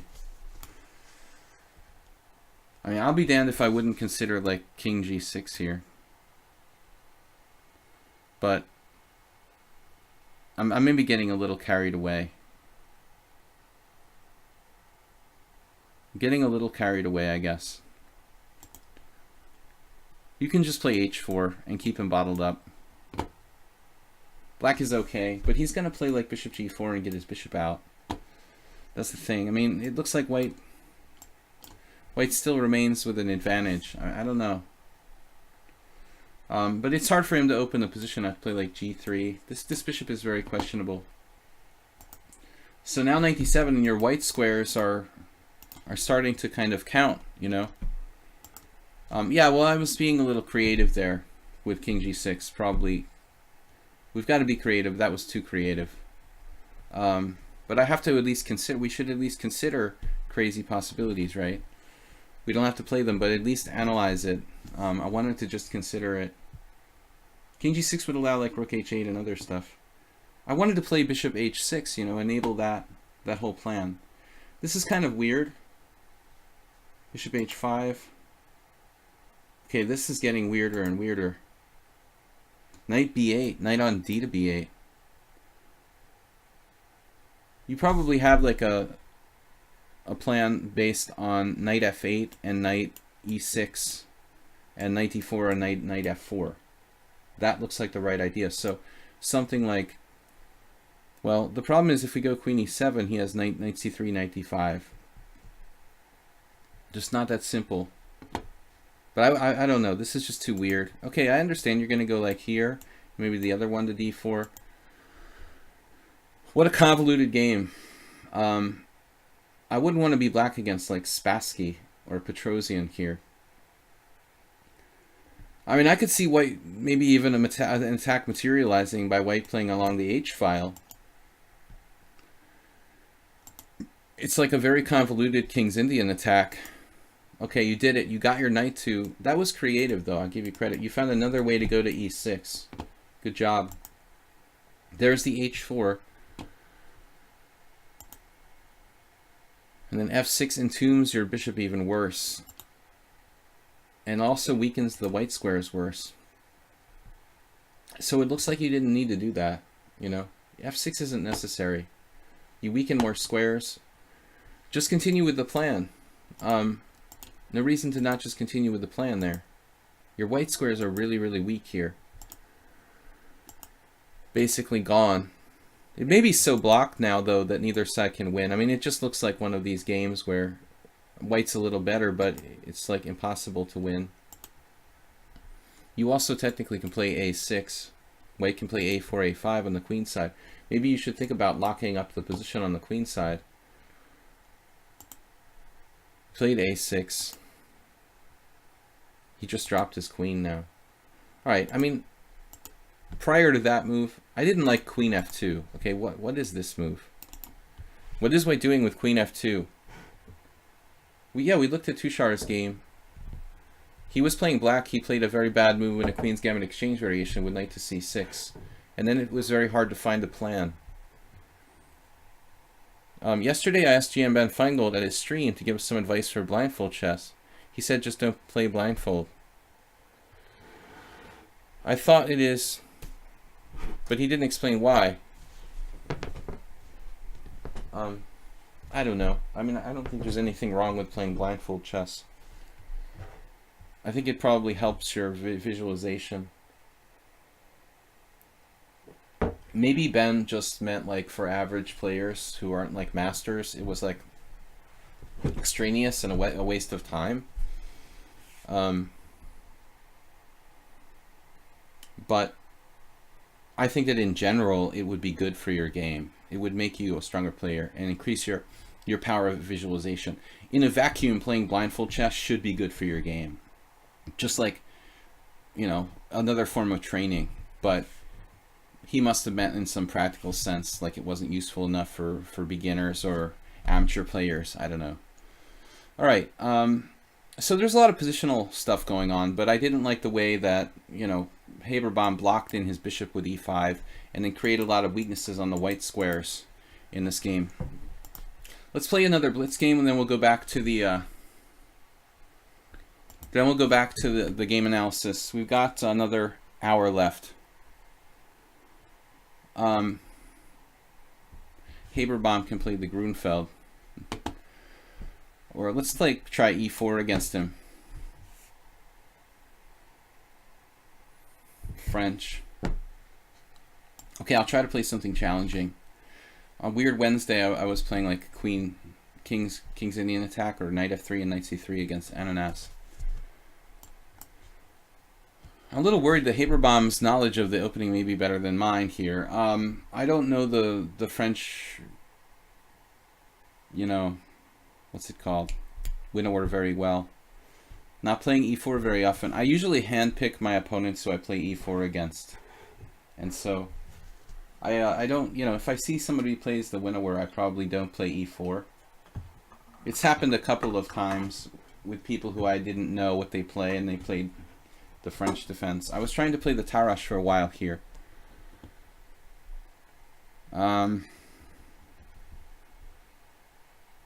I also don't know the exchange variation. On a footnote, you started playing the French 2 weeks ago. That's good.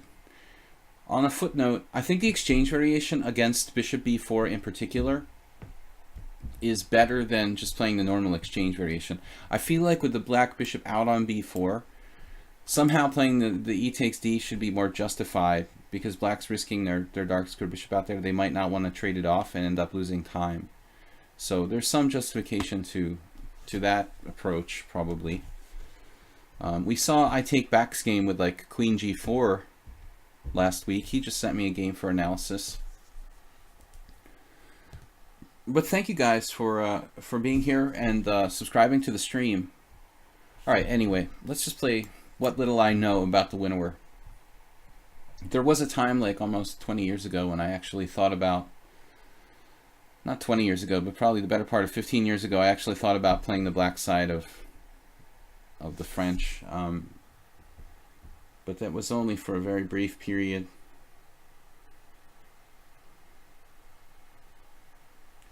So, anyways, one of my students did a crazy thing. They played like bishop a5 here.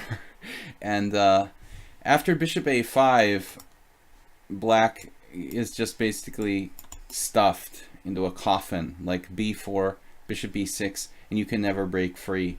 It's really bad. Bishop takes c3, b takes c. I did have one game in a similar line last week. It wasn't against you, was it, Haberbaum? Smyslov variation. I'm not even going to start to play queen g4. I mean, my knowledge of that theoretically is like next to nothing. I have here Vasily Smyslov. My best games of chess, 1935 to 57. And that's about all I know about playing the white side of the winnower. Let's see. Once I had a game, well, like it was like last week, right, with somebody. It was Ananas, maybe. I don't remember. Do you guys remember who I had that winnower French with? There was some weird new moves played.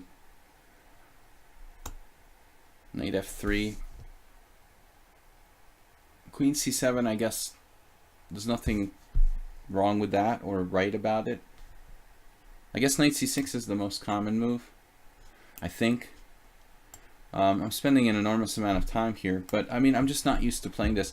Honestly, in the last 6 months, until the last month or so, before the last month or so, I was trying to play the Tarrasch every game with white, and then I started to have a nostalgia here on the stream.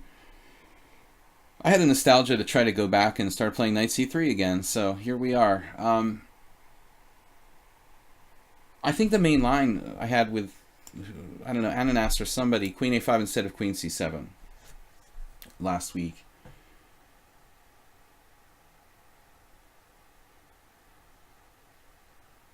Queen c7 has some independent possibilities. Queen a5.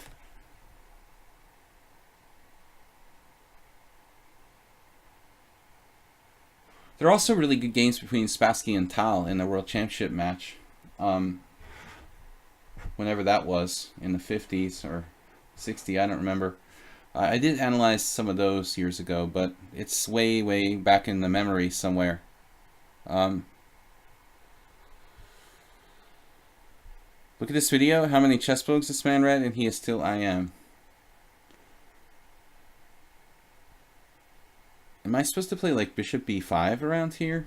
Then he just castles. That's sort of a silly move. Bishop d3, pawn takes pawn, knight b4.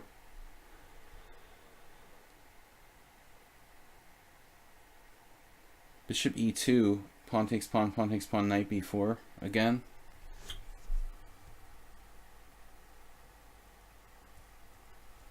I'm not really sure what I'm supposed to do here.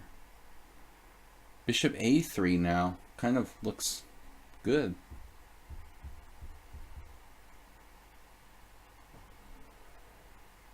Bishop a3, queen a5, tempo loss. Queen d2, queen takes a4, losing a queen. Queen d2, pawn takes pawn, pawn takes pawn. Queen takes a4, not losing a queen. So what am I saying here? Bishop a3 feels like fundamentally wrong.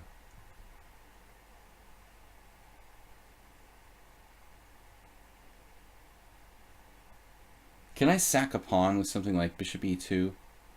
Pawn takes pawn, knight b4, castles. I mean, you would think so. Man, I have to figure out the theory for myself here on move 9. Theoretical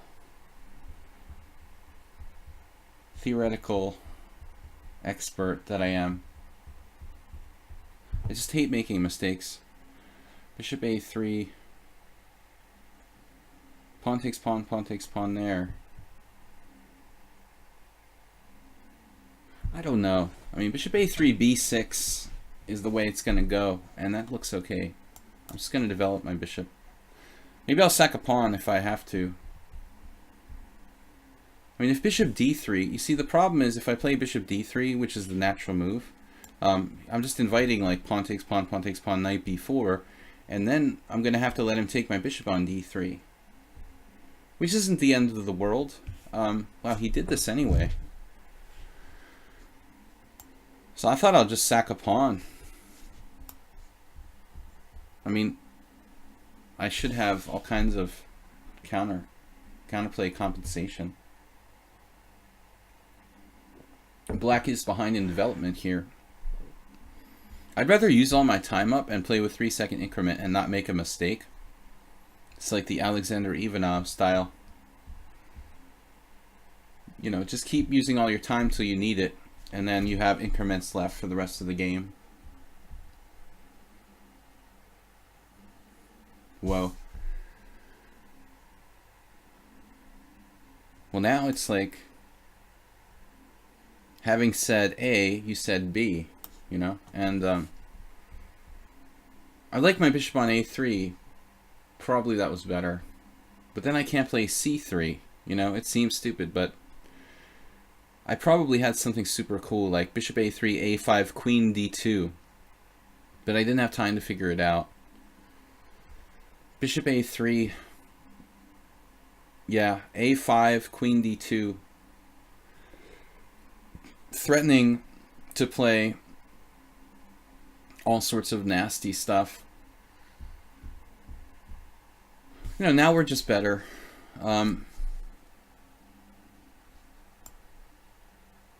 Smyslovian.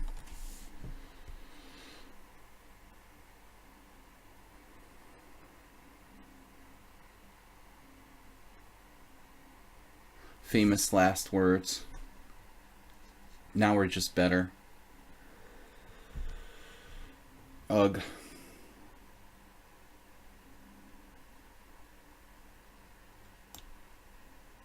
This is so awkward.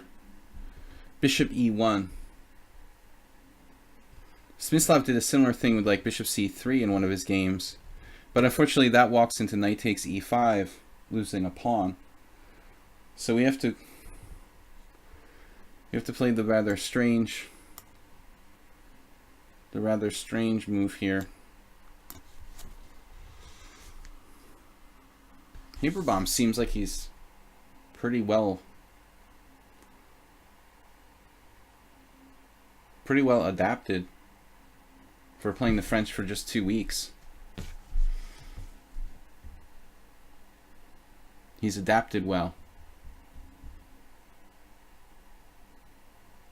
Okay, I'm being too much of a perfectionist. The first game I've played e4 against him. Am I giving time odds? Why is this? This is why guys play the winnower. I think that white is still probably better now, but it's tricky. I don't want to play g4 particularly. So you never know, it might be a good move at some point.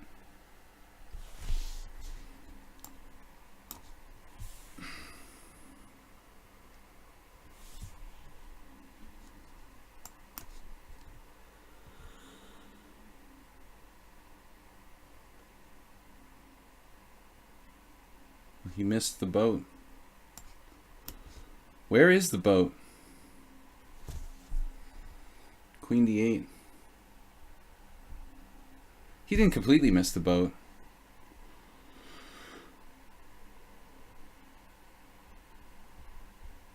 I thought he should have played knight a7 when he had the chance to do it without losing a pawn.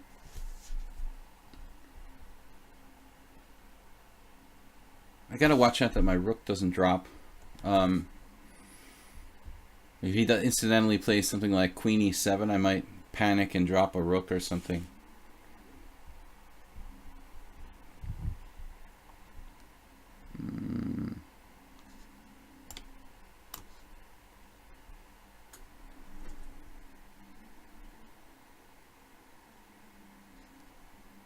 Okay. Yeah, there's my rook hanging.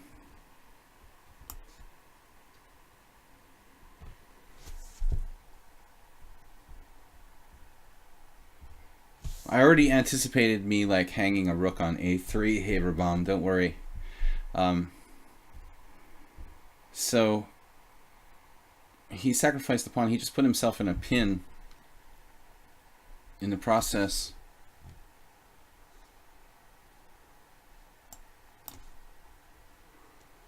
Knight f7. I really would like a clear plan here.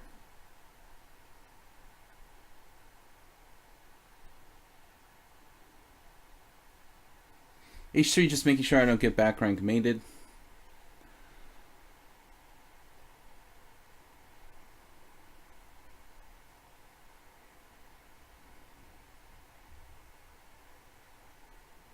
But white is clear pawn up here, objectively winning.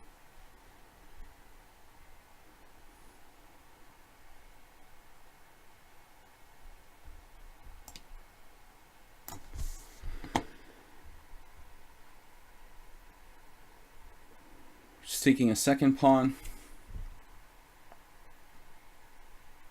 I was trying to simplify with like rook takes c6 and bishop b4, but he sidestepped that with rook d8. So the best I can do is just take the pawn. This isn't very, it's not a very romantic game for white, you know, with tactics and Spassky-like combinations. I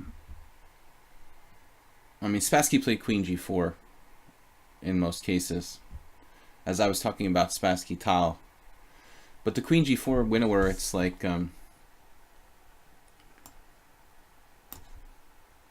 it's just insanely complicated. Wow, queen a3 is a KG move. I just blundered. I mean, I just blundered. I could have won material. 15 seconds makes me nervous and I start making stupid moves. I missed rook takes. Take, very deep combination. King h2. Avoiding the ghost checks that don't exist.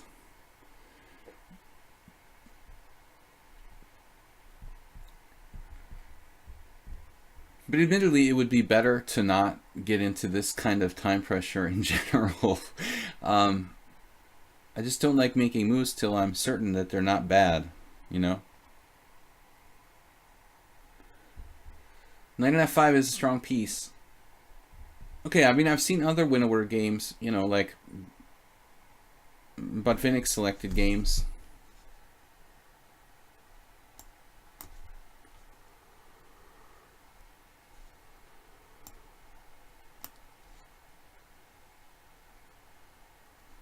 All right, what was really going on in this game? Was I just totally making up stuff?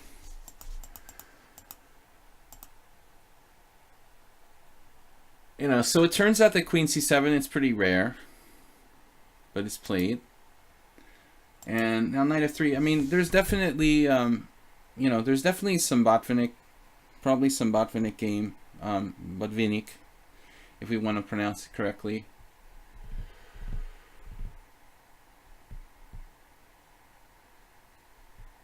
There's definitely some Smyslov games. So the main line seems to be b6 here, by far. But I don't think there's anything wrong with knight to c6. And I was supposed to play bishop a3. But the best move is probably b6. This goes back to 1973 meching against Bronstein, and probably a lot older games than that. You know, the lichess Opening Explorer, it's like a bad representation of chess history. All the important old games are not in there, you know, which is very bad. So many important games in the Opening Explorer are not there historically. But I wasn't sure, so I played bishop e2. This is like an okay move that's just kind of neutral. And then he tries something here with knight b4, and this has been done. It looks like Emanuel Berg. I played Emanuel Berg a draw with white, though, I think. I remember him playing the French. There's the Drozdowski. So here I was talking about like castles, right? It's a good pawn sack. This is apparently known. Karatilev played one here. Queen takes c2. I would have just done something simple like bishop d2 probably. You know, white has compensation for the pawn, no doubt. But you know, this is bad what he did. He like second guessed himself. You know, having said A, he says B. This is bad. You got to follow through when you commit to something. Now I missed bishop a3. That was better. And then here I wanted to play bishop c3, but it walks into knight takes e5. So that's like Smyslav Letelier or something like that. There's a famous game where Smyslav just slowly squeezed the guy like a boa constrictor in a similar structure where the queen was on d2, but it's not on d2. So I was trying to set that up. Maybe I should have played bishop d3 here, stopping knight f5 or discouraging knight f5. Anyway, all right, guys, let's go back to some game analysis. Let me see where we were. So we did Haberbaum. We did Osterbait's game. Did we do Osterbait's game? We didn't do Osterbait's game. Okay. So here. Anybody in the chat? No, Nefedov. Just you. Bronstein was great. If you guys ever get a chance, like The Sorcerer's Apprentice, one of his books, 200 Open Games, I recommend both of those books highly. Bronstein, entertaining author. He was loved by everyone. So this is Osterbait versus Soccer Striker, a 10-hour rapid game. Okay, e4, e5. We have okay. So what are we gonna do now? Clash Kid, I don't think he's here. He played bishop c4 and submitted this game a couple weeks ago. I don't like bishop c4 because of knight takes e4. I think this just equalizes. There's no question. So we have lots of alternatives to bishop c4, but Osterbait did bishop c4 anyway. You know, okay, the Scotch 4 knights, the 4 knights proper with bishop b5, and then there's tons of other moves. There's the knight takes e5. What is that called? I wouldn't recommend doing this, but it's fun, you know. So Igor Glek specializes in like g3. There's h3. There's like a3. Pretty much every move. I saw someone try b3. I don't recommend b3. I think that's just stupid. But Osterbait played bishop c4, and this move is just, it just lets black equalize without a fight. I mean, I think that knight takes e4 is just too easy for black. The only tricky line is like castles, but the thing is, like, they don't have to go into this like sharp gambit line. They can just play knight. What is it now? Knight back to f6.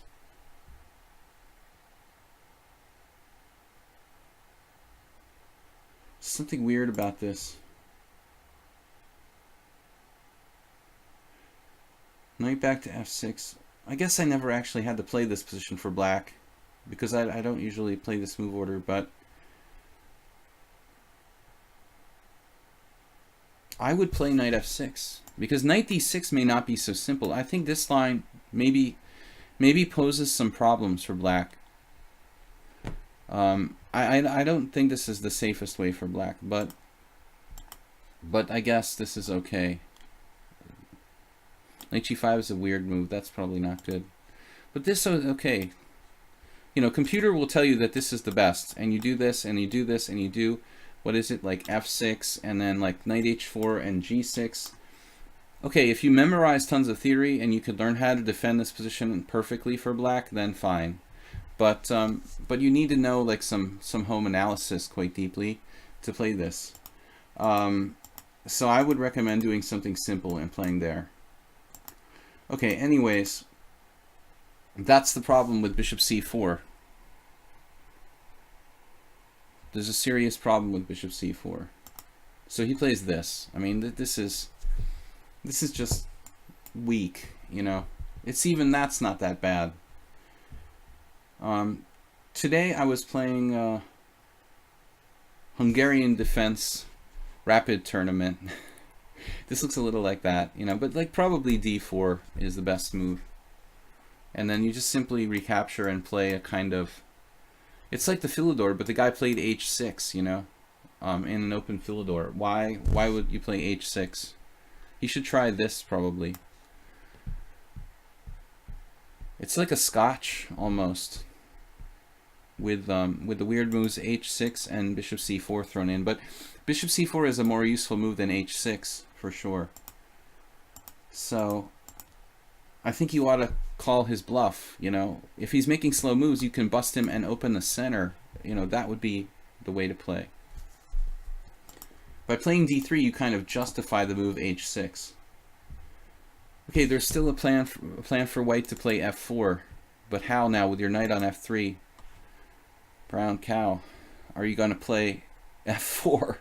Like, there's no way to do that. I mean, maybe if you can do knight h4 in some position. Spassky versus Beliavsky. Okay, it's some kind of line. This is a good move, and bishop c5 is probably also a good move. He could even play g6 and bishop g7 for black here.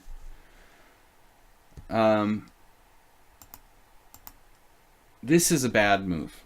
I think that a3, it's a waste of time. It's just a luxurious move. You don't have to like worry about the doubled pawns, but I wouldn't go out of my way to waste the tempo to force him to do that, you know. I think that you should either play castles and just let him double your pawns, or you should play bishop d2 and prevent him from doubling your pawns. But I don't see the point in like playing a3, losing a move, you know, and he doesn't double your pawns. This is like ridiculous. He just gave you a move for free. A3 is extremely useful now. He's turning a bad move into a good move, and that's something that I teach people all the time. If your opponent makes a mistake in the opening, it's your obligation to punish it, and the bad moves will become good moves if you don't exploit it properly, and that's exactly what's going on with a3. A bad move becomes a good move here after bishop c5. Castles, castles, and now I guess we turn into Karl Schlechter and play something like bishop e3. You can neutralize his powerful bishop, probably. This is probably like a tempo up on some kind of known position. Alternatively, maybe we can try to play king h1 and move our f-pawn somehow. You know, I don't know. Or you could play even like bishop a2 and think about tricks. Playing for tricks. If you play bishop a2, black makes another waste of time move. You can play knight takes e5, knight takes e5, and d4 with an advantage probably. Albeit a small one. But that's hope chess, you know. The guy's most likely going to play d6. Alright. So the actual game is like castle, castle, knight h4. Bravo! I mean, this is a creative idea. I got to give you credit for that, you know. But the problem is, it's still not possible to move your f-pawn. This would be a very strong plan if, you know, the bishop had gone to e3, he traded it, and then you can go knight h4. d6, knight f5. Bishop takes f5. And I guess that this is good for you that you have an unopposed bishop, but your pawn on f5 is, unfortunately, it may just be falling. And in order to protect it, you know, if you have to play g4, you compromise your king side a little bit. Although I could see this working out in some variations. Queen d7 may be a good move, because queen f3 is no good. This is better than, say, playing knight d4, because he doesn't, you know, the same piece twice. He's connecting his rooks, playing developing move. You have some compensation with an unopposed white square bishop. This is interesting. So he has to take here and let you have the bishop on c5. And I'm, you know, I'm thinking that black is better because he is up a pawn. But even computer stockfish, lover of bishops, it's still giving white a little bit of compensation. I'm surprised it's not giving white more. But black has too much control of the center. If we just count the control of the center, it just seems like black's control of the center is greater than white's control of the center. How much, you know, how many squares do you control? You have like two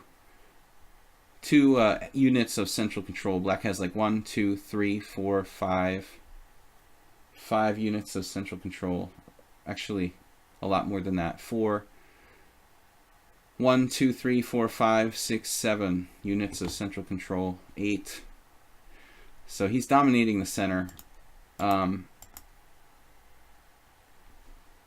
right, but he didn't do that. He blundered with bishop d4. Now you have like a mating attack.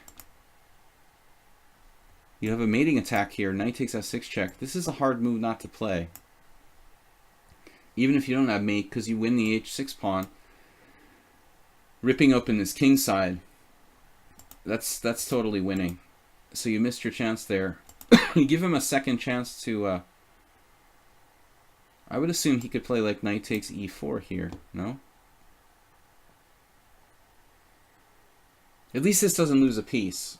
It probably black is like losing, but he's not losing directly. Like after d takes bishop b6, you have to play precisely. Queen h5 or f6 or some kind of strong attacking, you know, moves are going to have to be required. White's going to have to be accurate. So it was weird that he didn't save himself from losing a piece, or losing to the direct attack rather. Now you played b4. I don't know why you would not want to take this. You know, it's like you'd have to be very, very negative thinking, you know, to think like, oh, I'll open up attacking chances for the other guy or something. I mean, this is just winning for white. He's getting mated. I mean, there just is no defense. Bishop takes h6. Okay, he can just like lose the exchange or something and then try to play on from there. But it looks like you have even stronger. Check, maybe queen h5. Not letting him get away by just sacrificing the exchange. White is winning, you know, so it went from being like a bad position where you're down a pawn to a totally winning attack. He takes, still you have these bishops raking the king side. And he never did win a pawn. This is catastrophic, and black played g6. Slice and dice. Threatening queen takes g6. And that's deadly. One of many deadly moves. Nah, good. Should be over pretty quickly here.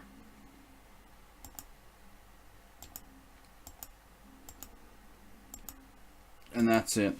Alright. So it wasn't pretty, but you got it done. But that opening, I just don't think that bishop c4 is a good line to play. I mean, I guess below 2000, you know, maybe below 1800, it's still okay to play bishop c4. But players beyond 1800, they all know how to react against bishop to c4.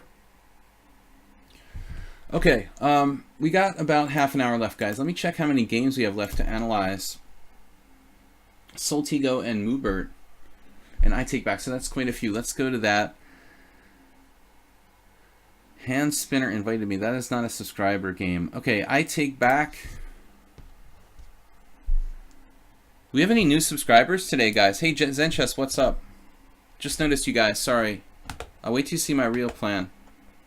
Your real plan wasn't bad. Units of central control. Yeah, well, think about it. It's logical. It's a way to express it. Interesting variation to analyze. Thanks. Okay. So it's a variation. This is I Take Back versus Zumpli. Alright. Variation. I'm going to turn off the engine. Take Back likes when we turn off the engine. I don't blame him, though. You know, too much relying on the engine can be bad. So let's see what we have here. Oh, okay. We'll have to consult our resident expert in the Schliemann. Oh, no, it's not a Schliemann. I thought it was going to be a Schliemann. It's knight c3, f5. Aha. You know, I know nothing about this. I mean, I never ever played, like, you know, the 3 knights or 4 knights with white. I always played the Lopez or maybe messed around with the King's Gambit. But since I never played this with white, I never, you know, really thought about f5. I usually play the Petrov after e4, e5 too, so I have very little experience dealing with other alternatives. I guess f5, it's, you know, it's there's one thing about it that makes me argue in favor of this maybe not being as good as like the Schliemann.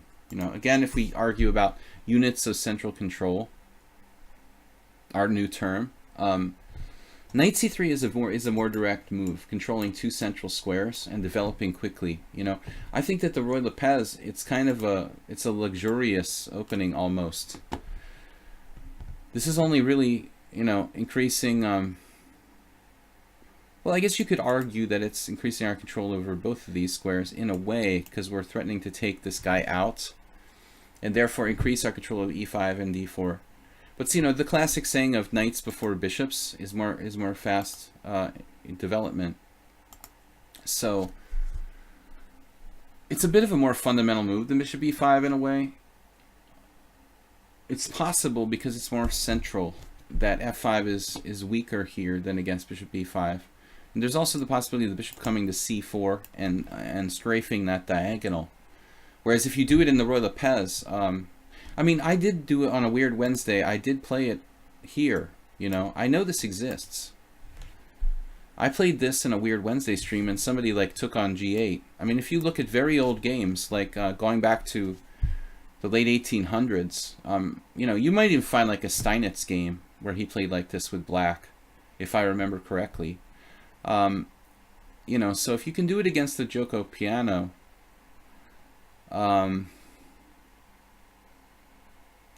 it should be playable against knight c3. What's the best reaction? Central. You know, there's also the Philidor counter gambit, like d4 f5, which is pretty dubious. Heavily analyzed by American National Master James West. For a lifetime, the guy tried to prove that opening is playable, but he failed. I think it's just not really okay for black. E takes f5. Just some random games. Mark Lyle played it back in 2004. He's a guy who's like living here in Hungary. Biasius against Frankel. So like old American masters back in 1985. It seems very logical. This move, I don't know what to play here now with white. Even d5 is possible. Somehow d5 feels wrong in this position. Maybe white could have played more aggressively in the get-go, though, with d4 immediately. That feels like more going for the throat, you know? None of this, like, taking time to, like, take on f5. We're just mobilizing all the pieces, you know, as fast as possible. This feels really sharpest to play d4.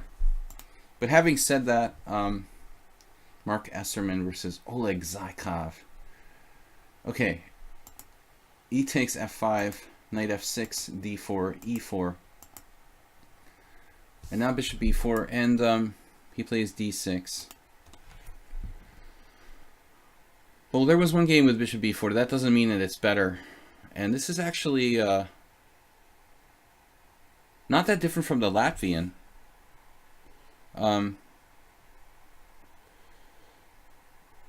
Nefedov is banned. But is this like possible like Latvian transposition going on here? Because if we play like f5, knight c3, you know, sometimes people play knight c3 against the Latvian. So that is actually a transposition to that. We could have a Latvian. That's what it is, man. It's a Latvian. You're playing the Latvian declined with white. It's not declined anymore after e takes f5. So it's just a strange Latvian. d4, e4, knight e5. But your opponent played d6, forcing you to take on c6. And now what? What are you going to play? g4? Does this feel like a fail? I feel like white is coming up kind of short here. f3? We've got to do something. You play g4, but it feels like black can go h5. Maybe it's just not good. So h5 is too much, huh? h5 is too much because of like g5, knight g4. It's not the king's gambit. This knight is going to get trapped on g4.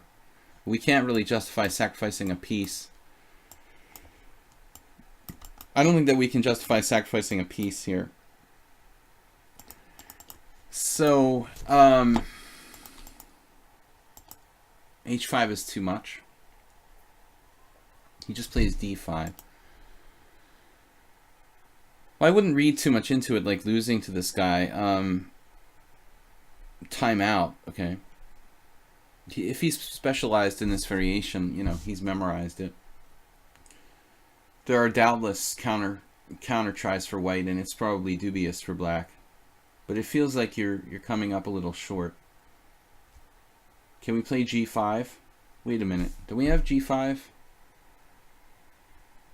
What am I missing here? He's going to sack a piece? Like, seriously? I think he almost has to. Doesn't he have to play it like this? Bishop takes f5, g takes f5, queen takes f6. Playing a piece sacrifice, literally. He's got one pawn for a piece. What is this? What does he do after g5? Does this just win? Because I don't see anything for black here. Isn't this just like winning? Okay, I give up. Stockfish, what do you think? This is really strong. The dude has to sacrifice a piece, like, totally unsoundly after g5. So I think this was easy. You played f3, which unfortunately, I guess it doesn't have as much sting. Then he just, does that just kill you? Well, you could put your king on d2, but it's hard to get away. Right. Now you're going to have to get very creative. I think the king's going to c3 very shortly. You timed out, but I mean, maybe you can move your knight and move the king out to c3. In any case, black has massive play. Let's see. Yeah, the computer doesn't even think you have to do that. You can actually free up d1. So it's not even clear here. Interesting stuff. It's basically a kind of weird Latvian. Okay, let's try to finish out our game analysis. Gambitovsky. Wait, who is Gambitovsky? That's one of our subscribers too, right? But who is Gambitovsky?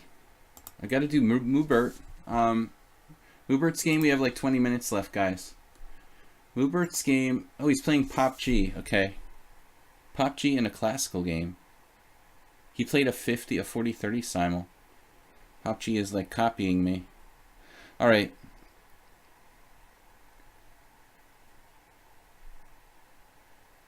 Pop G specializing in ultra fast chess as far as I know. He like doesn't even play. I don't know. I'm sorry, but I wouldn't be so inactive if I was a GM.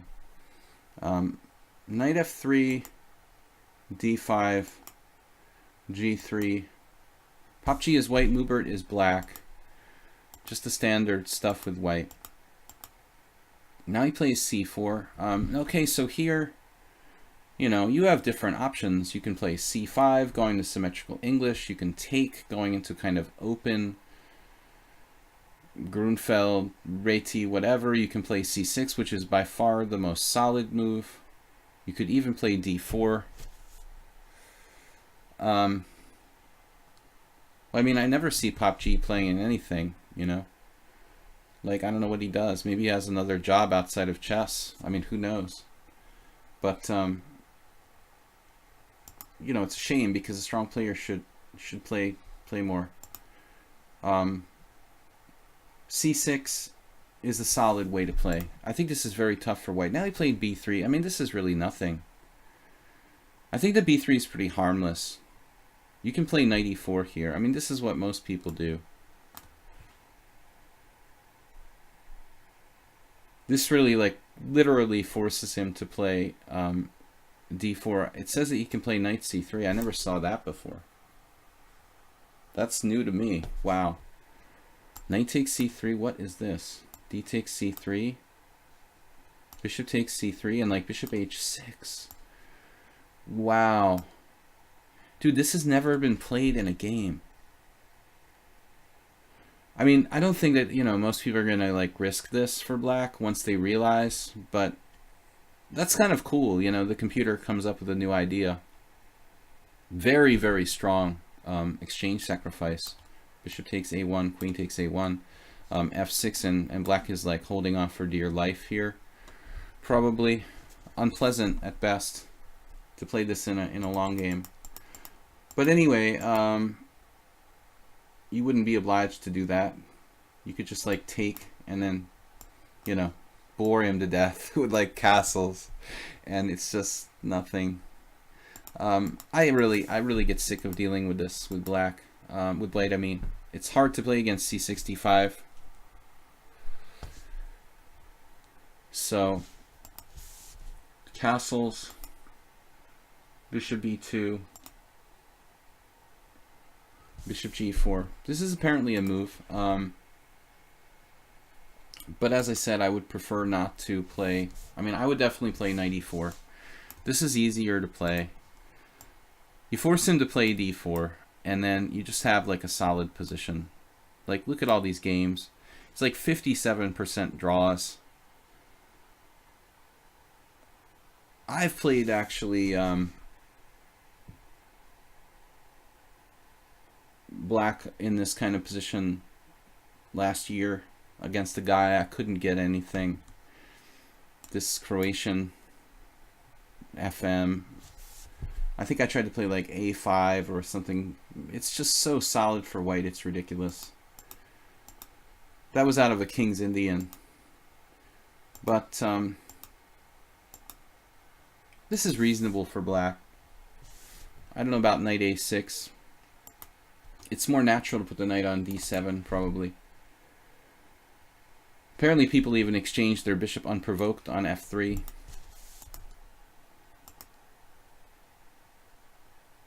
I don't like this move in that you know, you're you're undeveloping a little bit with knight d7. It's probably not that bad, but you've got to argue that this is like not really a great square, and now you're undeveloping a piece. So white has a small advantage here. No, he plays very, very sensibly. This is a solid transfer. His rooks are connected. He has some play. You can consider playing f6 here. You get better control of the dark squares, you know, and follow up with like e5. I think it's reasonable to play f6. King g8 seems like less weakening. He played this very naturally. And now you give up your center with d takes c4. This, I don't think, this can't be a good move. You're basically just surrendering your center. Here, have my center. I don't want it. Now his knight is strong. He's got like knight a5, good control of e5. Still got this minority attack with like b5. There it is, minority attack. Played completely positionally, no tactics. And then knight b6, knight a5, problem here. And then knight e5, he's got tactical forks on c6, all of his pieces working. He'll probably sacrifice a knight for... How's this going to work? He's going to take on c6 and then take a second time. Or maybe he doesn't need to. He'll just play like b5 and just break down your whole position. And h4 feels a little bit... h4 feels a little bit like he's like being coy. I think that he should just go for the throat. You know, he's got everything aimed down on b7. Now he's like, oh, I'll take that too. But that's kind of greedy. I mean, objectively, he should just do it, you know? Like, you're going to lose something here. He could be fancy and maybe even sacrifice a knight, but now that's not so clear. No, you basically stopped him with bishop d7. So, this is a little bit weird. Just play b5. You can't really protect b7 and a7. It's a good game by him. I mean, he plays all business. f6 weakening your king side.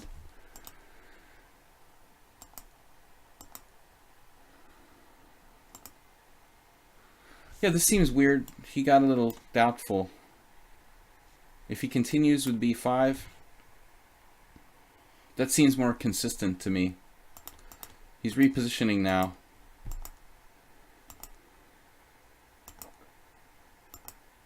He's got to play b5 at some point. Just like waiting and waiting and waiting and waiting forever, and he doesn't do it. And like now it says like it's equal. No, he had lots of chances to play b5, and he didn't do it. Okay, Simel's not easy. He's playing a lot of boards. I do the same thing all the time. I take good positions and then make bad moves because I'm rushed on my boards. So even with 40 minutes, it's not that easy. Still, he's better. But he's missed his chances to play b5 when he should have. And you forced him back at the cost of weakening your king side a little bit. And now he's back for a second run at your queen side. It almost looks like you have to go back to d7 in this position.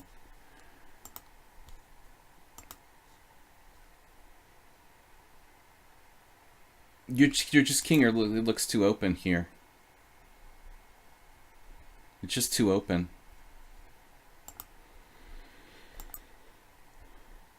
It looks like a Stonewall Dutch.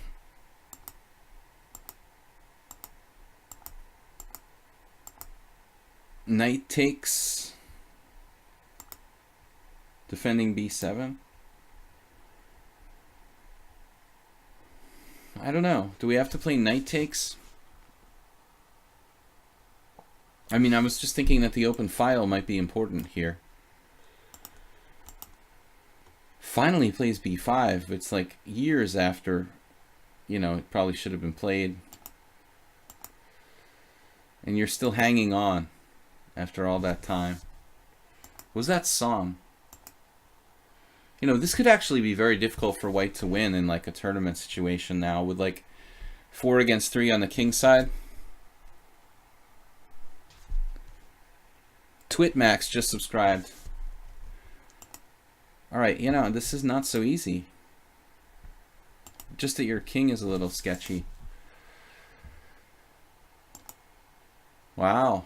G4. Undermining your knight on E4. Not an easy position to defend, though. Even if the computer says his advantage is like 0.6, your king is wide open. You have an isolated pawn. He has a better minor piece with the bishop on G2. His king is safer. His pieces are slightly more active. I mean, that 0.6 is only if you play perfect moves. You know, if you make one mistake, you know, you're going to be like close to lost, probably. This is probably what happens here. G4 is a good move.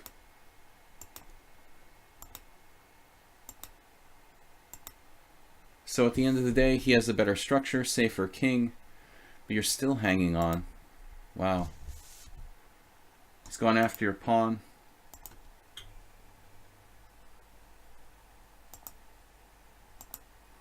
Well, epic game. You've managed to trade down to only 2 pawns each. His knight's hanging on C4. You have a check here, but there's no secondary check. That's amazing. He just goes to F1. Is that what happened? Yeah, you couldn't resist. This is like the losing move. You get out of position there. So the 4 seasons. So it's so tempting to play Queen G3 check, but you have no additional checks after that. Apparently that is that's a big mistake. What to do here? I don't know. I'm getting tired. Let's see what Stockfish says. Queen B7 with threat of mate in 1. That's tricky. And that's awesome because he doesn't have a check. Wow. Yeah, so apparently after this, he has no checks and you're threatening mate in 1. You actually have threats on both directions, you know, from both directions. He's not winning. He has to take your knight. And then he has a check like here. It's probably a draw. No, so that was kind of tragic. You actually equalized and then lost after this finally.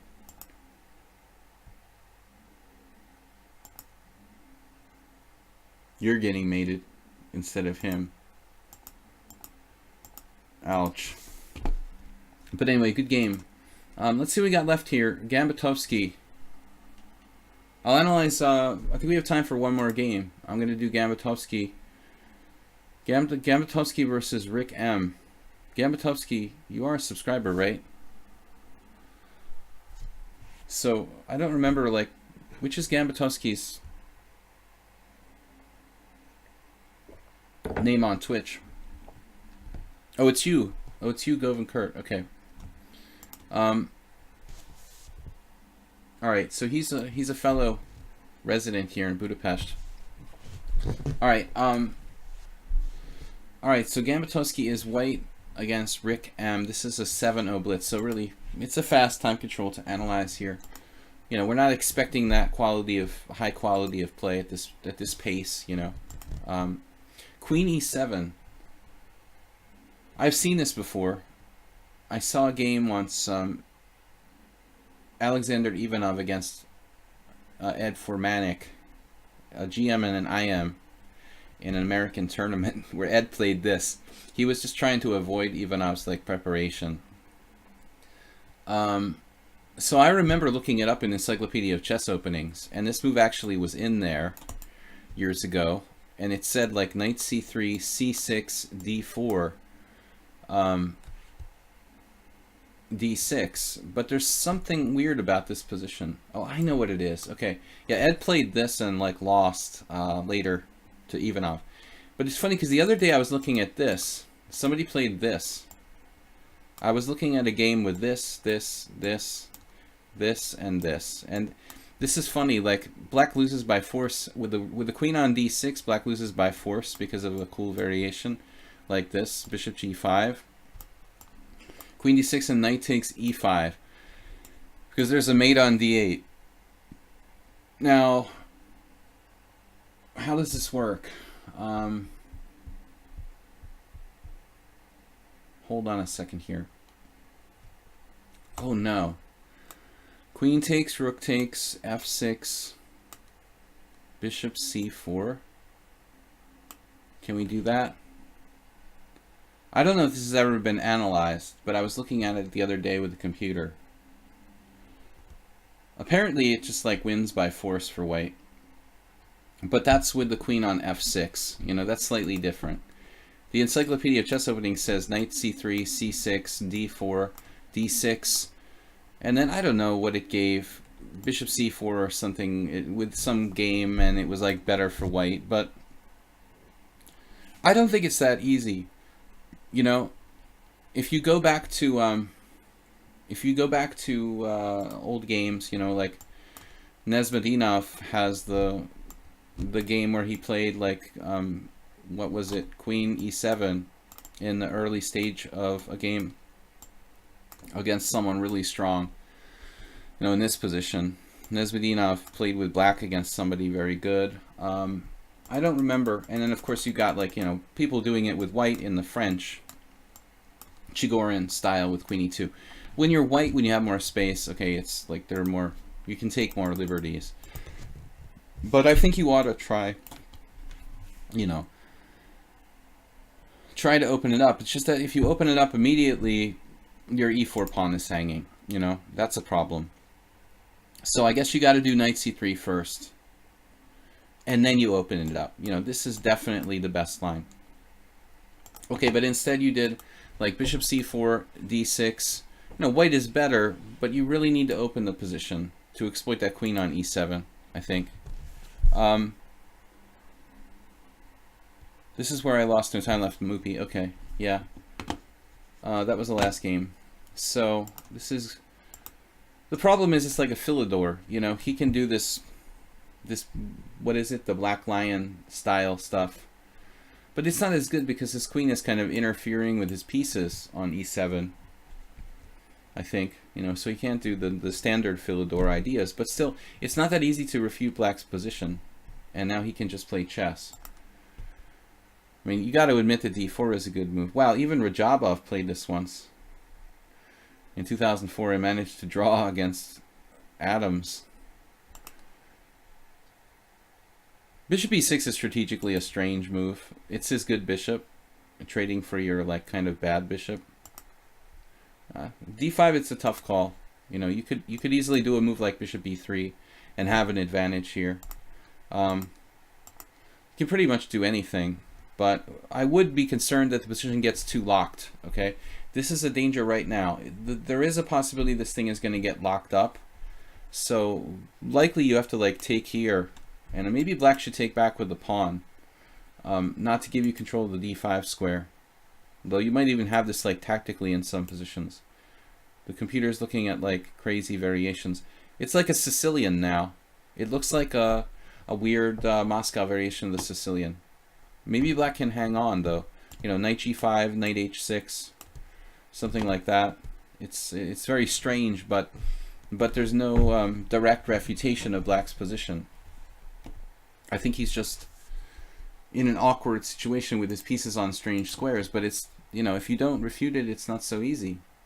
It looks like this, the computer suggestion of b3, and later on bringing the bishop out. Similar to a check over, or whatever, Moscow variation of the Sicilian. So the actual game, this did happen. Okay. So that's good that you took on c6, and you actually played knight g5. Wow. And he went here. Yeah, I mean, here is a tough call. He took, but he's got this monstrous control of d5. You just can't use that square, you know, that makes it very hard. The computer finds this plan you did, queen h5 check, d5, queen h3. Wow, that was good. That was good eye, man. I'm not sure I would have found that over the board in a 7-0 game. Now he has to defend with the king. King f7 is more natural, but if he does king f7, he could get blasted on the f file. Duro, where is your star? You're a sub. It's ananas. Nana. It's Nana ass. F4. He forgot his password. Sure. That's what they all say. Prove that you're ananas. You're ananas's brother. So D5. I would maybe put my king here. That might be the most stubborn try. It just looks like on F7 he's going to get roasted, you know, with F4 and castles. Well, he played D5. I mean, you can't really blame him for that. But it's a tactical... Wait a minute. Pawn takes... So you can sacrifice on D5 twice. That's a cool variation. Take, take, take, take, take. And the rook is hanging on A8. Queen B4 check, C3. Your bishop on D5 is covering E4. There's no check there. Even if there was, it probably wouldn't do anything. So you just sacrifice on D5 here. This looks like it's just crushing. I didn't look at the computer. You know, I calculated this on my own. But it's winning. So tragically, Gamatowski didn't find. The rest of the game was brilliant, but he didn't find knight takes D5, which is just like very aesthetically pleasing. He just went like Nimzovich style, preparing for the blockade or something. Maybe later. But I mean, you don't have it now anymore because he salvaged his rook. Unfortunately. Yeah, you messed this up. Now black is still in the game. Very much still in the game here. He's like in fact okay, completely okay. This is a good move. But he's... Trading pieces not good. Trading pieces not good. He's actually not threatening anything, so you could up the pressure with like rook e1. Yeah, you're drifting into a position of opposite colored bishops where anything could happen now. Black could even be better. You're close to f4 though. I want to play this and make it work somehow. It's actually interesting. It might be a strong move. Stockfish is on the fence about it. This is a normal move, but it's a pity to take your rook off the f line. You might even need it there defensively. Then bishop d6. Why does he play this move? Can he castle here? Oh no, he can't. So what about like king f8? King f8, king g7, transfer on the dark squares. That looks like... It looks safer. This is the account of the girlfriend. We're just finished, guys. I gotta go. So I'm sorry if I didn't get to somebody's game. Soltigo. And I think someone else I might have not got to. Knight b5. This is mental. Nice try, though. You're on e6. You're on this guy. But black has knight f4 here, doesn't he? No, you're taking d6 with check. Okay, so you take with check on d6 and you're still better. What is this? Knight f4. Knight takes d6. Queen takes d6. White is pressuring e5, huh? Somehow. This. Alright. I'm going to have to hand out, like, identity cards for you guys. Send them in the mail. You can, like, show them on the video camera or something. Knight b5. He takes it. You take. Then knight f4. Oops. But you have a check. You didn't play it. Ooh, this was a nasty Zwischenzug. You have a check, but it doesn't do anything clear. So this is ending up being like bishop c6 check, queen d7, and you'll win back your material maybe. Kind of luckily. But you missed it and played queen f3. He could even take on d5 and just defend with rook d8. And it's not clear you have enough compensation. He played rook d8. Check. King f7. And you have 2 pawns for a piece, and his king's a little loose, but it's not enough. So black is winning. H5, queen b7 check. H5 wasn't my first choice for black.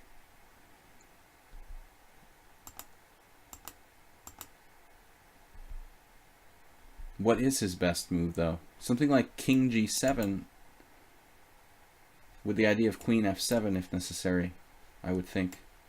That's a safe move. We can now meet queen b7 check with queen f7. We're still in good shape. No prophylaxis. H5 too slow. Check. Here he still had queen e7, and he didn't see it. But this is a big mistake. Now you have bishop c4 check. Ouch. Ooh. Okay, the computer move is rook takes e5. That's a sweet tactic, you know. You can't take either way because of the queen is overloaded, defending like f7 and d8. It doesn't threaten anything directly, like rook takes e5. It's so funny, but very nice move. Hard to find that. Ooh, knight h3 check. King there.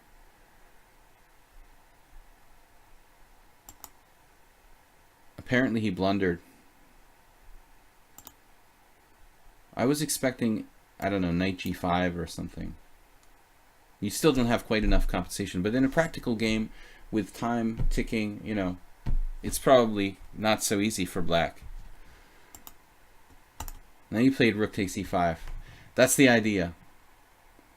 Same idea. You had it last move. It's still very strong. Yeah. Okay, nevertheless, like, why is it so much stronger here than last? Oh, because his knight is hanging now, so it's actually winning now. Whereas last move it just simply won a pawn. So you waited till it was really effective. Like here, you're just simply winning a pawn, you know. But after g3 here, queen f5 here is winning a piece basically, because he can't defend this and this and this and this. His queen is overloaded. So he takes with check. He doesn't take with check. That's weird. I mean, you would assume they would at least go down swinging with queen takes f2 check, king takes h3, no more checks. And white's threatening like rook f1. Is there anything there? Queen takes check, king h3, g5. Well, you could just take off the offending rook on d6. I mean, bishop. You know, so there's no more g4. G4 isn't mate any longer, basically. Rook takes, g4 check, king h4, queen h2 check, king g5, rook g8 check, etc., etc. So, anyway, good game, man. I'm going to close down the stream now, guys. Sorry if I didn't get to anybody's game analysis, but we're out of time. So next stream is, what is today? Next stream is tomorrow morning. Be here, 10 a.m. Friday Blitz, and wow, nice color with the commentary there, Soltigo. That looks official. Thanks for subscribing to Max. Nice to get a new subscriber in the stream today. Actually, 2 new subscribers because Tushar also subscribed. So thanks a lot for supporting the stream, guys. We will be back tomorrow morning, 10 a.m. Blitz and Rapid Chess here on lichess and Twitch. I enjoyed the game analysis today. Sorry we didn't play too many Blitz games, but there's just too many games to analyze. And anyway, that's the theme for today. We do Blitz and Rapid on most of the other streams. So if you type, okay, you can make it that color. Soltigo's getting tricky. Anyway, guys, thanks Soltigo for moderating. Thanks everyone for watching and supporting the stream. And again, we'll be back tomorrow morning. Don't forget I have all the videos uploaded on YouTube as well. Video chess training on YouTube. Please subscribe to the YouTube channel.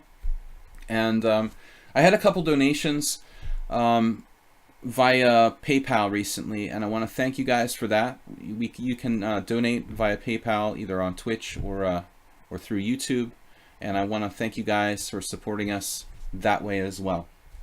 So tomorrow morning it will be, guys. I'll see you then. Thanks so much for tuning in and watching the stream and just taking part. I'll see you guys tomorrow morning. Bye bye.